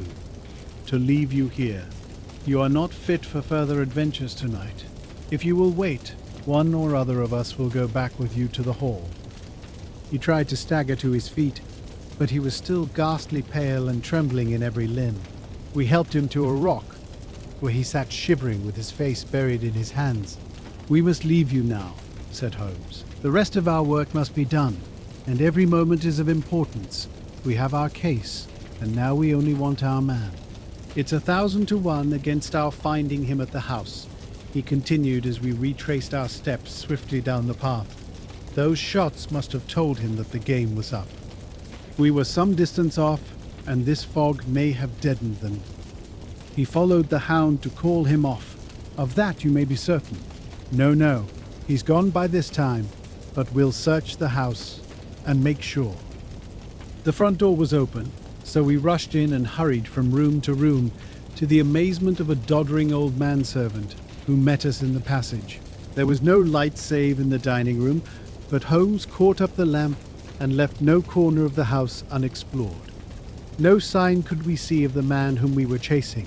On the upper floor, however, one of the bedroom doors was locked. "There's someone in here," cried Lestrade. "I can hear a movement. Open this door." A faint moaning and rustling came from within. Holmes struck the door just over the lock with the flat of his foot, and it flew open. Pistol in hand, we all three rushed into the room. But there was no sign within it of that desperate and defiant villain whom we expected to see. Instead, we were faced by an object so strange and so unexpected that we stood for a moment staring at it in amazement. The room had been fashioned into a small museum, and the walls were lined by a number of glass-topped cases full of that collection of butterflies and moths, the formation of which had been the relaxation of this complex and dangerous man. In the center of this room there was an upright beam, which had been placed at some period as a support for the old worm-eaten balk of timber which spanned the roof. To this post a figure was tied, so swathed and muffled in the sheets which had been used to secure it, that one could not for the moment tell whether it was that of a man or a woman. One towel passed round the throat and was secured at the back of the pillar. Another covered the lower part of the face, and over it 2 dark eyes, eyes full of grief and shame and a dreadful questioning, stared back at us. In a minute we had torn off the gag, unswathed the bonds, and Mrs. Stapleton sank upon the floor in front of us. As her beautiful head fell upon her chest, I saw the clear red wheal of a whiplash across her neck. "The brute!" cried Holmes. "Here, Lestrade, your brandy bottle. Put her in the chair. She has fainted from ill usage and exhaustion." She opened her eyes again. "Is he safe?" she asked. "Has he escaped?" "He cannot escape us, madam." No, I did not mean my husband. Sir Henry, is he safe?" "Yes." "And the hound?" "It is dead." She gave a long sigh of satisfaction. "Thank God, thank God. Oh, this villain! See how he has treated me." She shot her arms out from her sleeves, and we saw with horror that they were all mottled with bruises. "But this is nothing. It is my mind and soul that he has tortured and defiled. I could endure it all, ill usage, solitude, a life of deception, everything as long as I could still cling to the hope that I had his love. But now I know that in this also I have been his dupe and his tool." She broke into passionate sobbing as she spoke. "You bear him no goodwill, madam," said Holmes. "Tell us then where we shall find him. If you have ever aided him in evil, help us now, and so atone." "There is but one place where he can have fled," she answered. "There is an old tin mine on an island in the heart of the mire. It was there that he kept his hound, and there also he had made preparations so that he might have a refuge. That is where he would fly." The fog bank lay like white wool against the window. Holmes held the lamp towards it. "See," said he, "no one could find his way into the Grimpen mire tonight." She laughed and clapped her hands. Her eyes and teeth gleamed with fierce merriment. "He may find his way in, but never out," she cried. "How can he see the guiding wands tonight? We planted them together, he and I, to mark the pathway through the mire. Oh, if I could only have plucked them out today. Then indeed you would have had him at your mercy." It was evident to us that all pursuit was in vain until the fog had lifted. Meanwhile, we left Lestrade in possession of the house, while Holmes and I went back with the baronet to Baskerville Hall. The story of the Stapletons could no longer be withheld from him, but he took the blow bravely when he learned the truth about the woman whom he had loved. But the shock of the night's adventures had shattered his nerves, and before morning he lay delirious in a high fever, under the care of Dr. Mortimer. The two of them were destined to travel together round the world before Sir Henry had become once more the hale, hearty man that he had been before he became master of that ill-omened estate. And now I come rapidly to the conclusion of this singular narrative, in which I have tried to make the reader share those dark fears and vague surmises which clouded our lives so long and ended in so tragic a manner. On the morning after the death of the Hound, the fog had lifted, and we were guided by Mrs. Stapleton to the point where they had found a pathway through the bog. It helped us to realize the horror of this woman's life when we saw the eagerness and joy with which she laid us on her husband's track. We left her standing upon the thin peninsula of firm, peaty soil, which tapered out into the widespread bog. From the end of it, a small wand planted here and there showed where the path zigzagged from tuft to tuft of rushes among those green-scummed pits and foul quagmires which barred the way to the stranger. Rank reeds and lush, slimy water plants sent an odor of decay and a heavy miasmatic vapor onto our faces, while a false step plunged us more than once thigh-deep into the dark, quivering mire, which shook for yards in soft undulations around our feet. Its tenacious grip plucked at our heels as we walked, and when we sank into it, it was as if some malignant hand was tugging us down into those obscene depths. So grim and purposeful was the clutch in which it held us. Once only we saw a trace that someone had passed that perilous way before us. From amid a tuft of cotton grass which bore it up out of the slime, some dark thing was projecting. Holmes sank to his waist as he stepped from the path to seize it, and had we not been there to drag him out, he could never have set his foot upon firm land again. He held an old black boot in the air. Myers, Toronto, was printed on the leather inside. "It is worth a mud bath," said he. "It is our friend Sir Henry's missing boot, thrown there by Stapleton in his flight." Exactly. He retained it in his hand after using it to set the Hound upon the track. He fled when he knew the game was up, still clutching it, and he hurled it away at this point of his flight. We know at least that he came so far in safety. But more than that we were never destined to know, though there was much which we might surmise. There was no chance of finding footsteps in the mire, for the rising mud oozed swiftly in upon them. But as we at last reached firmer ground beyond the morass, we all looked eagerly for them, but no slightest sign of them ever met our eyes. If the earth told a true story, then Stapleton never reached that island of refuge towards which he struggled through the fog upon that last night. Somewhere in the heart of the great Grimpen mire, down in the foul slime of the huge morass which had sucked him in, this cold and cruel-hearted man is forever buried. Many traces we found of him in the bog-girt island where he had hid his savage ally, a huge driving wheel, and a shaft half filled with rubbish showed the position of an abandoned mine. Beside it were the crumbling remains of the cottages of the miners, driven away no doubt by the foul reek of the surrounding swamp. In one of these, a staple and chain with a quantity of gnawed bones showed where the animal had been confined. A skeleton with a tangle of brown hair adhering to it lay among the debris. "A dog," said Holmes. "By Jove, a curly-haired spaniel. Poor Mortimer will never see his pet again. Well, I do not know that this place contains any secret which we have not already fathomed. He could hide his hound, but he could not hush its voice, and hence came those cries which even in daylight were not pleasant to hear. On an emergency he could keep the Hound in the outhouse at Merripit, but it was always a risk, and it was only on the supreme day, which he regarded as the end of all his efforts, that he dared do it. This paste in the tin is no doubt the luminous mixture with which the creature was daubed. It was suggested, of course, by the story of the family hellhound, and by the desire to frighten old Sir Charles to death. No wonder the poor devil of a convict ran and screamed, even as our friend did, and as we ourselves might have done when he saw such a creature bounding through the darkness of the moor upon his track.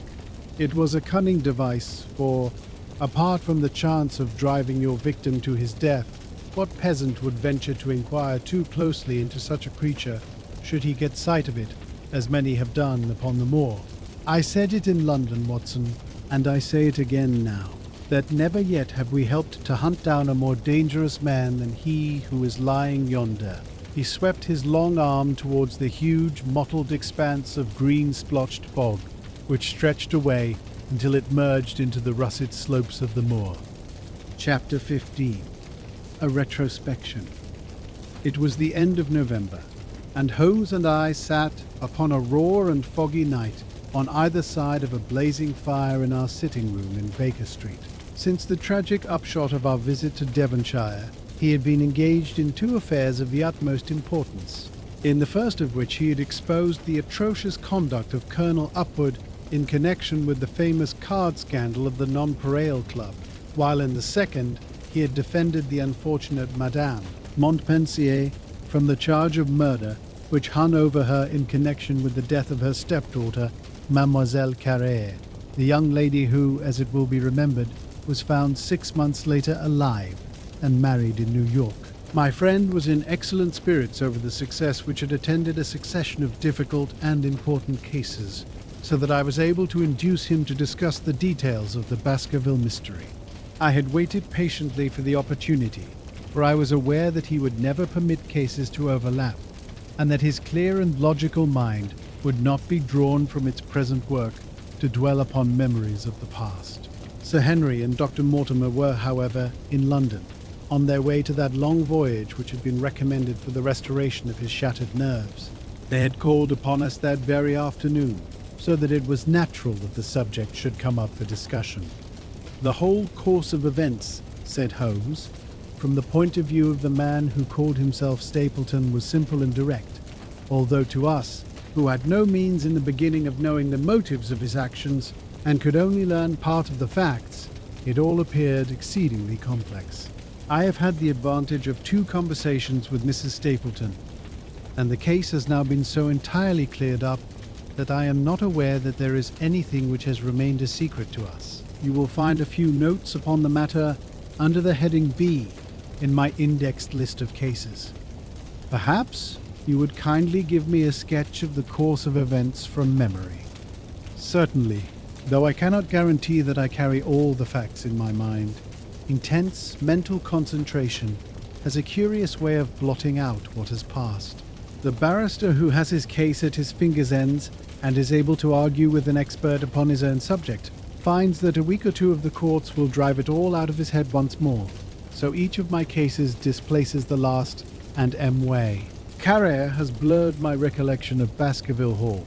Tomorrow, some other little problem may be submitted to my notice, which will in turn dispossess the fair French lady and the infamous Upward. So far as the case of the Hound goes, however, I will give you the course of events as nearly as I can, and you will suggest anything which I may have forgotten. My inquiries show beyond all question that the family portrait did not lie, and that this fellow was indeed a Baskerville.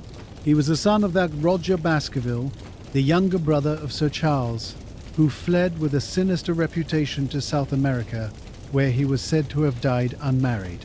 He did, as a matter of fact, marry, and had 1 child, this fellow, whose real name is the same as his father's. He married Beryl Garcia, one of the beauties of Costa Rica, and having purloined a considerable sum of public money, he changed his name to Vandeleur and fled to England, where he established a school in the east of Yorkshire. His reason for attempting this special line of business was that he had struck up an acquaintance with a consumptive tutor upon the voyage home, and that he had used this man's ability to make the undertaking a success. Fraser, the tutor, died, however, and the school, which had begun well, sank from disrepute into infamy. The Vandeleurs found it convenient to change their name to Stapleton, and he brought the remains of his fortune, his schemes for the future, and his taste for entomology to the south of England. I learned at the British Museum that he was a recognized authority upon the subject, and that the name of Vandeleur has been permanently attached to a certain moth which he had in his Yorkshire days been the first to describe. We now come to that portion of his life which has proved to be of such intense interest to us. The fellow had evidently made inquiry and found that only 2 lives intervened between him and a valuable estate. When he went to Devonshire, His plans were, I believe, exceedingly hazy, but that he meant mischief from the first is evident from the way in which he took his wife with him in the character of his sister. The idea of using her as a decoy was clearly already in his mind, though he may not have been certain how the details of his plot were to be arranged. He meant in the end to have the estate, and he was ready to use any tool or run any risk for that end. His first act was to establish himself as near to his ancestral home as he could, and his second was to cultivate a friendship with Sir Charles Baskerville and with the neighbours. The baronet himself told him about the family hound, and so prepared the way for his own death. Stapleton, as I will continue to call him, knew that the old man's heart was weak, and that a shot would kill him. So much he had learned from Dr. Mortimer. He had heard also that Sir Charles was superstitious and had taken this grim legend very seriously. His ingenious mind instantly suggested a way by which the baronet could be done to death, and yet it would be hardly possible to bring home the guilt to the real murderer. Having conceived the idea, he proceeded to carry it out with considerable finesse. An ordinary schemer would have been content to work with a savage hound. The use of artificial means to make the creature diabolical was a flash of genius upon his part. The dog he bought in London from Ross and Mangles, the dealers in Fulham Road. It was the strongest and most savage in their possession. He brought it down by the North Devon line and walked a great distance over the moor, so as to get it home without exciting any remarks. He had already on his insect hunts learned to penetrate the Grimpen mire, and so had found a safe hiding place for the creature. Here he kennelled it and waited his chance. But it was some time coming. The old gentleman could not be decoyed outside of his grounds at night. Several times Stapleton lurked about with his hound, but without avail. It was during these fruitless quests that he, or rather his ally, was seen by peasants, and that the legend of the demon dog received a new confirmation. He had hoped that his wife might lure Sir Charles to his ruin, but here she proved unexpectedly independent. She would not endeavour to entangle the old gentleman in a sentimental attachment, which might deliver him over to his enemy. Threats, and even, I am sorry to say, blows, refused to move her. She would have nothing to do with it, and for a time, Stapleton was at a deadlock. He found a way out of his difficulties through the chance that Sir Charles, who had conceived a friendship for him, made him the minister of his charity in the case of this unfortunate woman, Mrs. Laura Lyons. By representing himself as a single man, he acquired complete influence over her, and he gave her to understand that in the event of her obtaining a divorce from her husband, he would marry her. His plans were suddenly brought to a head by his knowledge that Sir Charles was about to leave the hall on the advice of Dr. Mortimer, with whose opinion he himself pretended to coincide. He must act at once, or his victim might get beyond his power. He therefore put pressure upon Mrs. Lyons to write this letter, imploring the old man to give her an interview on the evening before his departure for London. He then, by a specious argument, prevented her from going, and so had the chance for which he had waited. Driving back in the evening from Coombe Tracy, he was in time to get his hound, to treat it with his infernal paint, and to bring the beast round to the gate at which he had reason to expect that he would find the old gentleman waiting. The dog, incited by its master, sprang over the wicket gate and pursued the unfortunate baronet, who fled screaming down the yew alley. In that gloomy tunnel, it must indeed have been a dreadful sight to see that huge black creature, with its flaming jaws and blazing eyes, bounding after its victim. He fell dead at the end of the alley from heart disease and terror. The hound had kept upon the grassy border, while the baronet had run down the path, so that no track but the man's was visible. On seeing him lying still, the creature had probably approached to sniff at him, but finding him dead, had turned away again. It was then that it left the print, which was actually observed by Dr. Mortimer. The hound was called off and hurried away to its lair in the Grimpen mire, and a mystery was left which puzzled the authorities, alarmed the countryside, and finally brought the case within the scope of our observation. So much for the death of Sir Charles Baskerville. You perceive the devilish cunning of it, for really it would be almost impossible to make a case against the real murderer. His only accomplice was one who could never give him away, and the grotesque, inconceivable nature of the device only served to make it more effective. Both of the women concerned in the case, Mrs. Stapleton and Mrs. Laura Lyons, were left with a strong suspicion against Stapleton. Mrs. Stapleton knew that he had designs upon the old man, and also of the existence of the Hound. Mrs. Lyons knew neither of these things, but had been impressed by the death occurring at the time of an uncancelled appointment which was only known to him. However, both of them were under his influence, and he had nothing to fear from them. The first half of his task was successfully accomplished, but the more difficult still remained. It is possible that Stapleton did not know of the existence of an heir in Canada. In any case, he would very soon learn it from his friend, Dr. Mortimer, and he was told by the latter all details about the arrival of Henry Baskerville. Stapleton's first idea was that this young stranger from Canada might possibly be done to death in London without coming down to Devonshire at all. He distrusted his wife ever since she had refused to help him in laying a trap for the old man, and he dared not leave her long out of his sight for fear he should lose his influence over her. It was for this reason that he took her to London with him. They lodged, I find, at the Mexborough Private Hotel in Craven Street, which was actually one of those called upon by my agent in search of evidence. Here he kept his wife imprisoned in her room, while he, disguised in a beard, followed Dr. Mortimer to Baker Street, and afterwards to the station and to the Northumberland Hotel. His wife had some inkling of his plans, but she had such a fear of her husband, a fear founded upon brutal ill-treatment, that she dare not write to warn the man whom she knew to be in danger. If the letter should fall into Stapleton's hands, her own life would not be safe. Eventually, as we know, she adopted the expedient of cutting out the words which would form the message and addressing the letter in a disguised hand. It reached the baronet and gave him the first warning of his danger. It was very essential for Stapleton to get some article of Sir Henry's attire so that, in case he was driven to use the dog, he might always have the means of setting him upon his track.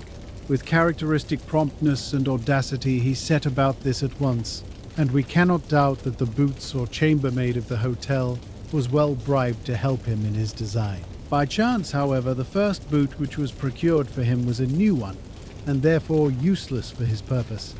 He then had it returned and obtained another, a most instructive incident, since it proved conclusively to my mind that we were dealing with a real hound, as no other supposition could explain this anxiety to obtain an old boot and this indifference to a new one. The more outre and grotesque an incident is, the more carefully it deserves to be examined, and the very point which appears to complicate a case is, when duly considered and scientifically handled, the one which is most likely to elucidate it.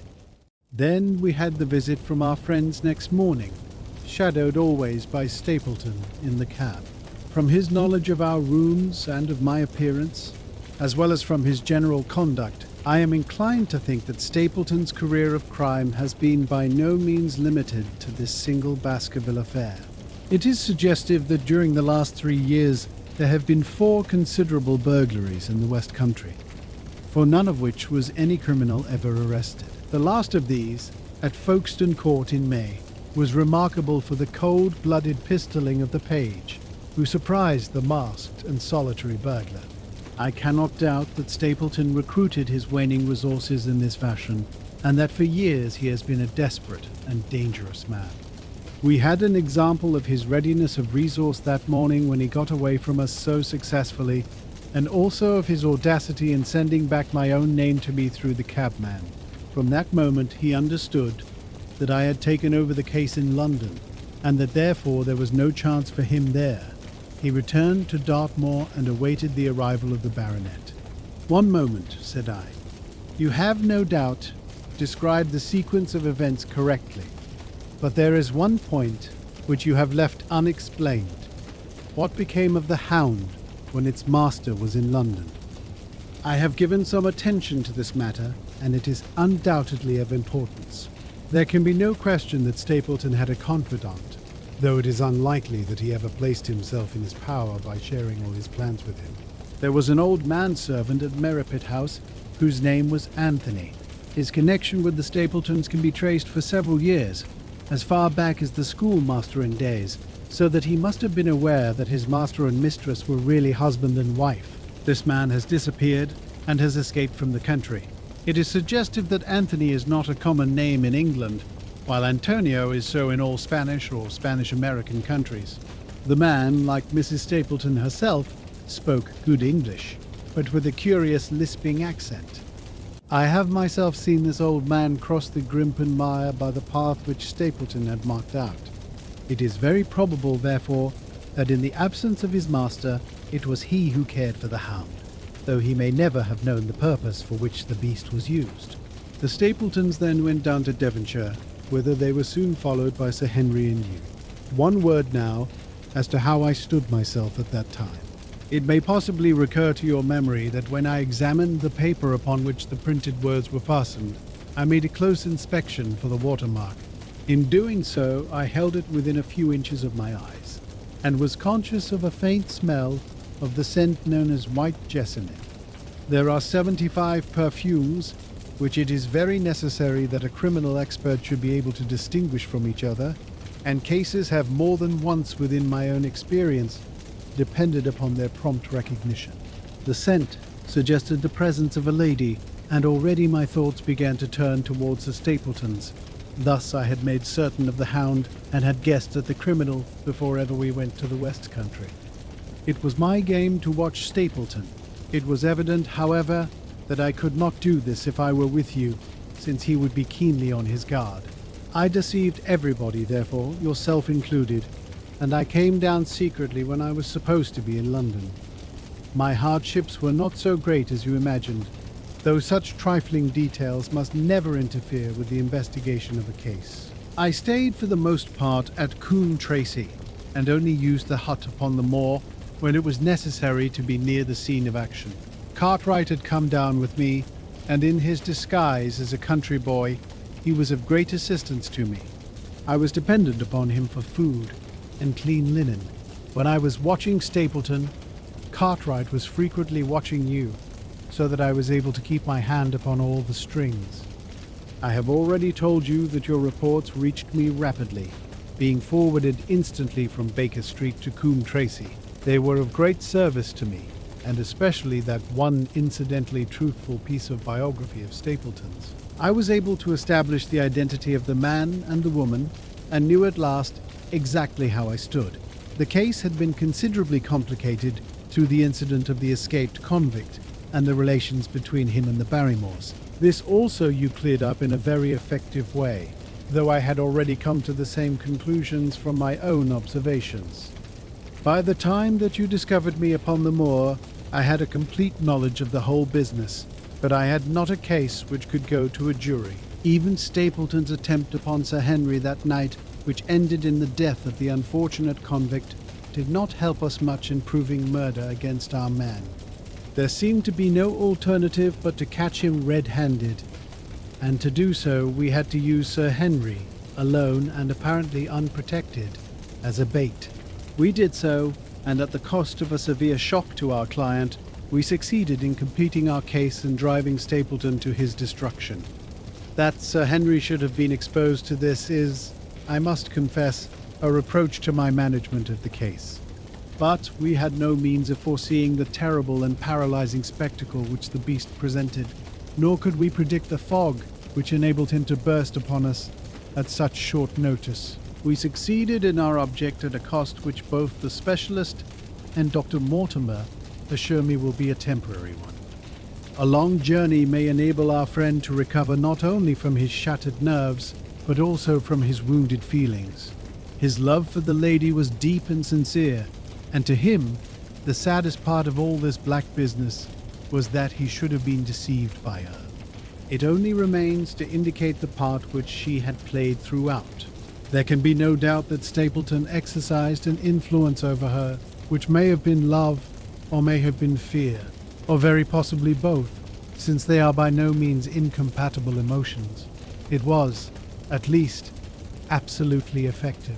At his command, she consented to pass as his sister, though he found the limits of his power over her when he endeavored to make her the direct accessory to murder. She was ready to warn Sir Henry so far as she could without implicating her husband, and again she tried to do so. Stapleton himself seems to have been capable of jealousy, and when he saw the baronet paying court to the lady, even though it was part of his own plan, still he could not help interrupting with a passionate outburst which revealed the fiery soul which his self-contained manner so cleverly concealed. By encouraging the intimacy, he made it certain that Sir Henry would frequently come to Merripit House, and that he would sooner or later get the opportunity which he desired. On the day of the crisis, however, his wife turned suddenly against him. She had learned something of the death of the convict, and she knew that the Hound was being kept in the outhouse on the evening that Sir Henry was coming to dinner.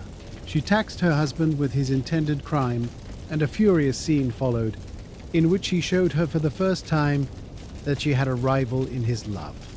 Her fidelity turned in an instant to bitter hatred, and he saw that she would betray him. He tied her up, therefore, that she might have no chance of warning Sir Henry, and he hoped, no doubt, that when the whole countryside put down the baronet's death to the curse of his family, as they certainly would do, he could win his wife back to accept an accomplished fact and to keep silent upon what she knew. In this I fancy that in any case he made a miscalculation, and that, if we had not been there, his doom would nonetheless have been sealed. A woman of Spanish blood does not condone such an injury so lightly. And now, my dear Watson, without referring to my notes, I cannot give you a more detailed account of this curious case. I do not know that anything essential has been left unexplained. He could not hope to frighten Sir Henry to death as he had done the old uncle with his bogey Hound. The beast was savage and half-starved. If its appearance did not frighten its victim to death, at least it would paralyze the resistance which might be offered. No doubt, there only remains one difficulty. If Stapleton came into the succession, how could he explain the fact that he, the heir, had been living unannounced under another name so close to the property? How could he claim it without causing suspicion and inquiry? It is a formidable difficulty, and I fear that you ask too much when you expect me to solve it. The past and the present are within the field of my inquiry, but what a man may do in the future is a hard question to answer. Mrs. Stapleton has heard her husband discuss the problem on several occasions. There were 3 possible courses. He might claim the property from South America, establish his identity before the British authorities there, and so obtain the fortune without ever coming to England at all. Or he might adopt an elaborate disguise during the short time that he need be in London. Or again, he might furnish an accomplice with the proofs and papers, putting him in as heir, and retaining a claim upon some proportion of his income. We cannot doubt from what we know of him that he would have found some way out of the difficulty. And now, my dear Watson, we have had some weeks of severe work, and for one evening I think we may turn our thoughts into more pleasant channels. I have a box for less Huguenots. Have you heard the Dureskers? Might I trouble you then to be ready in half an hour, and we can stop at Marcini's for a little dinner on the way?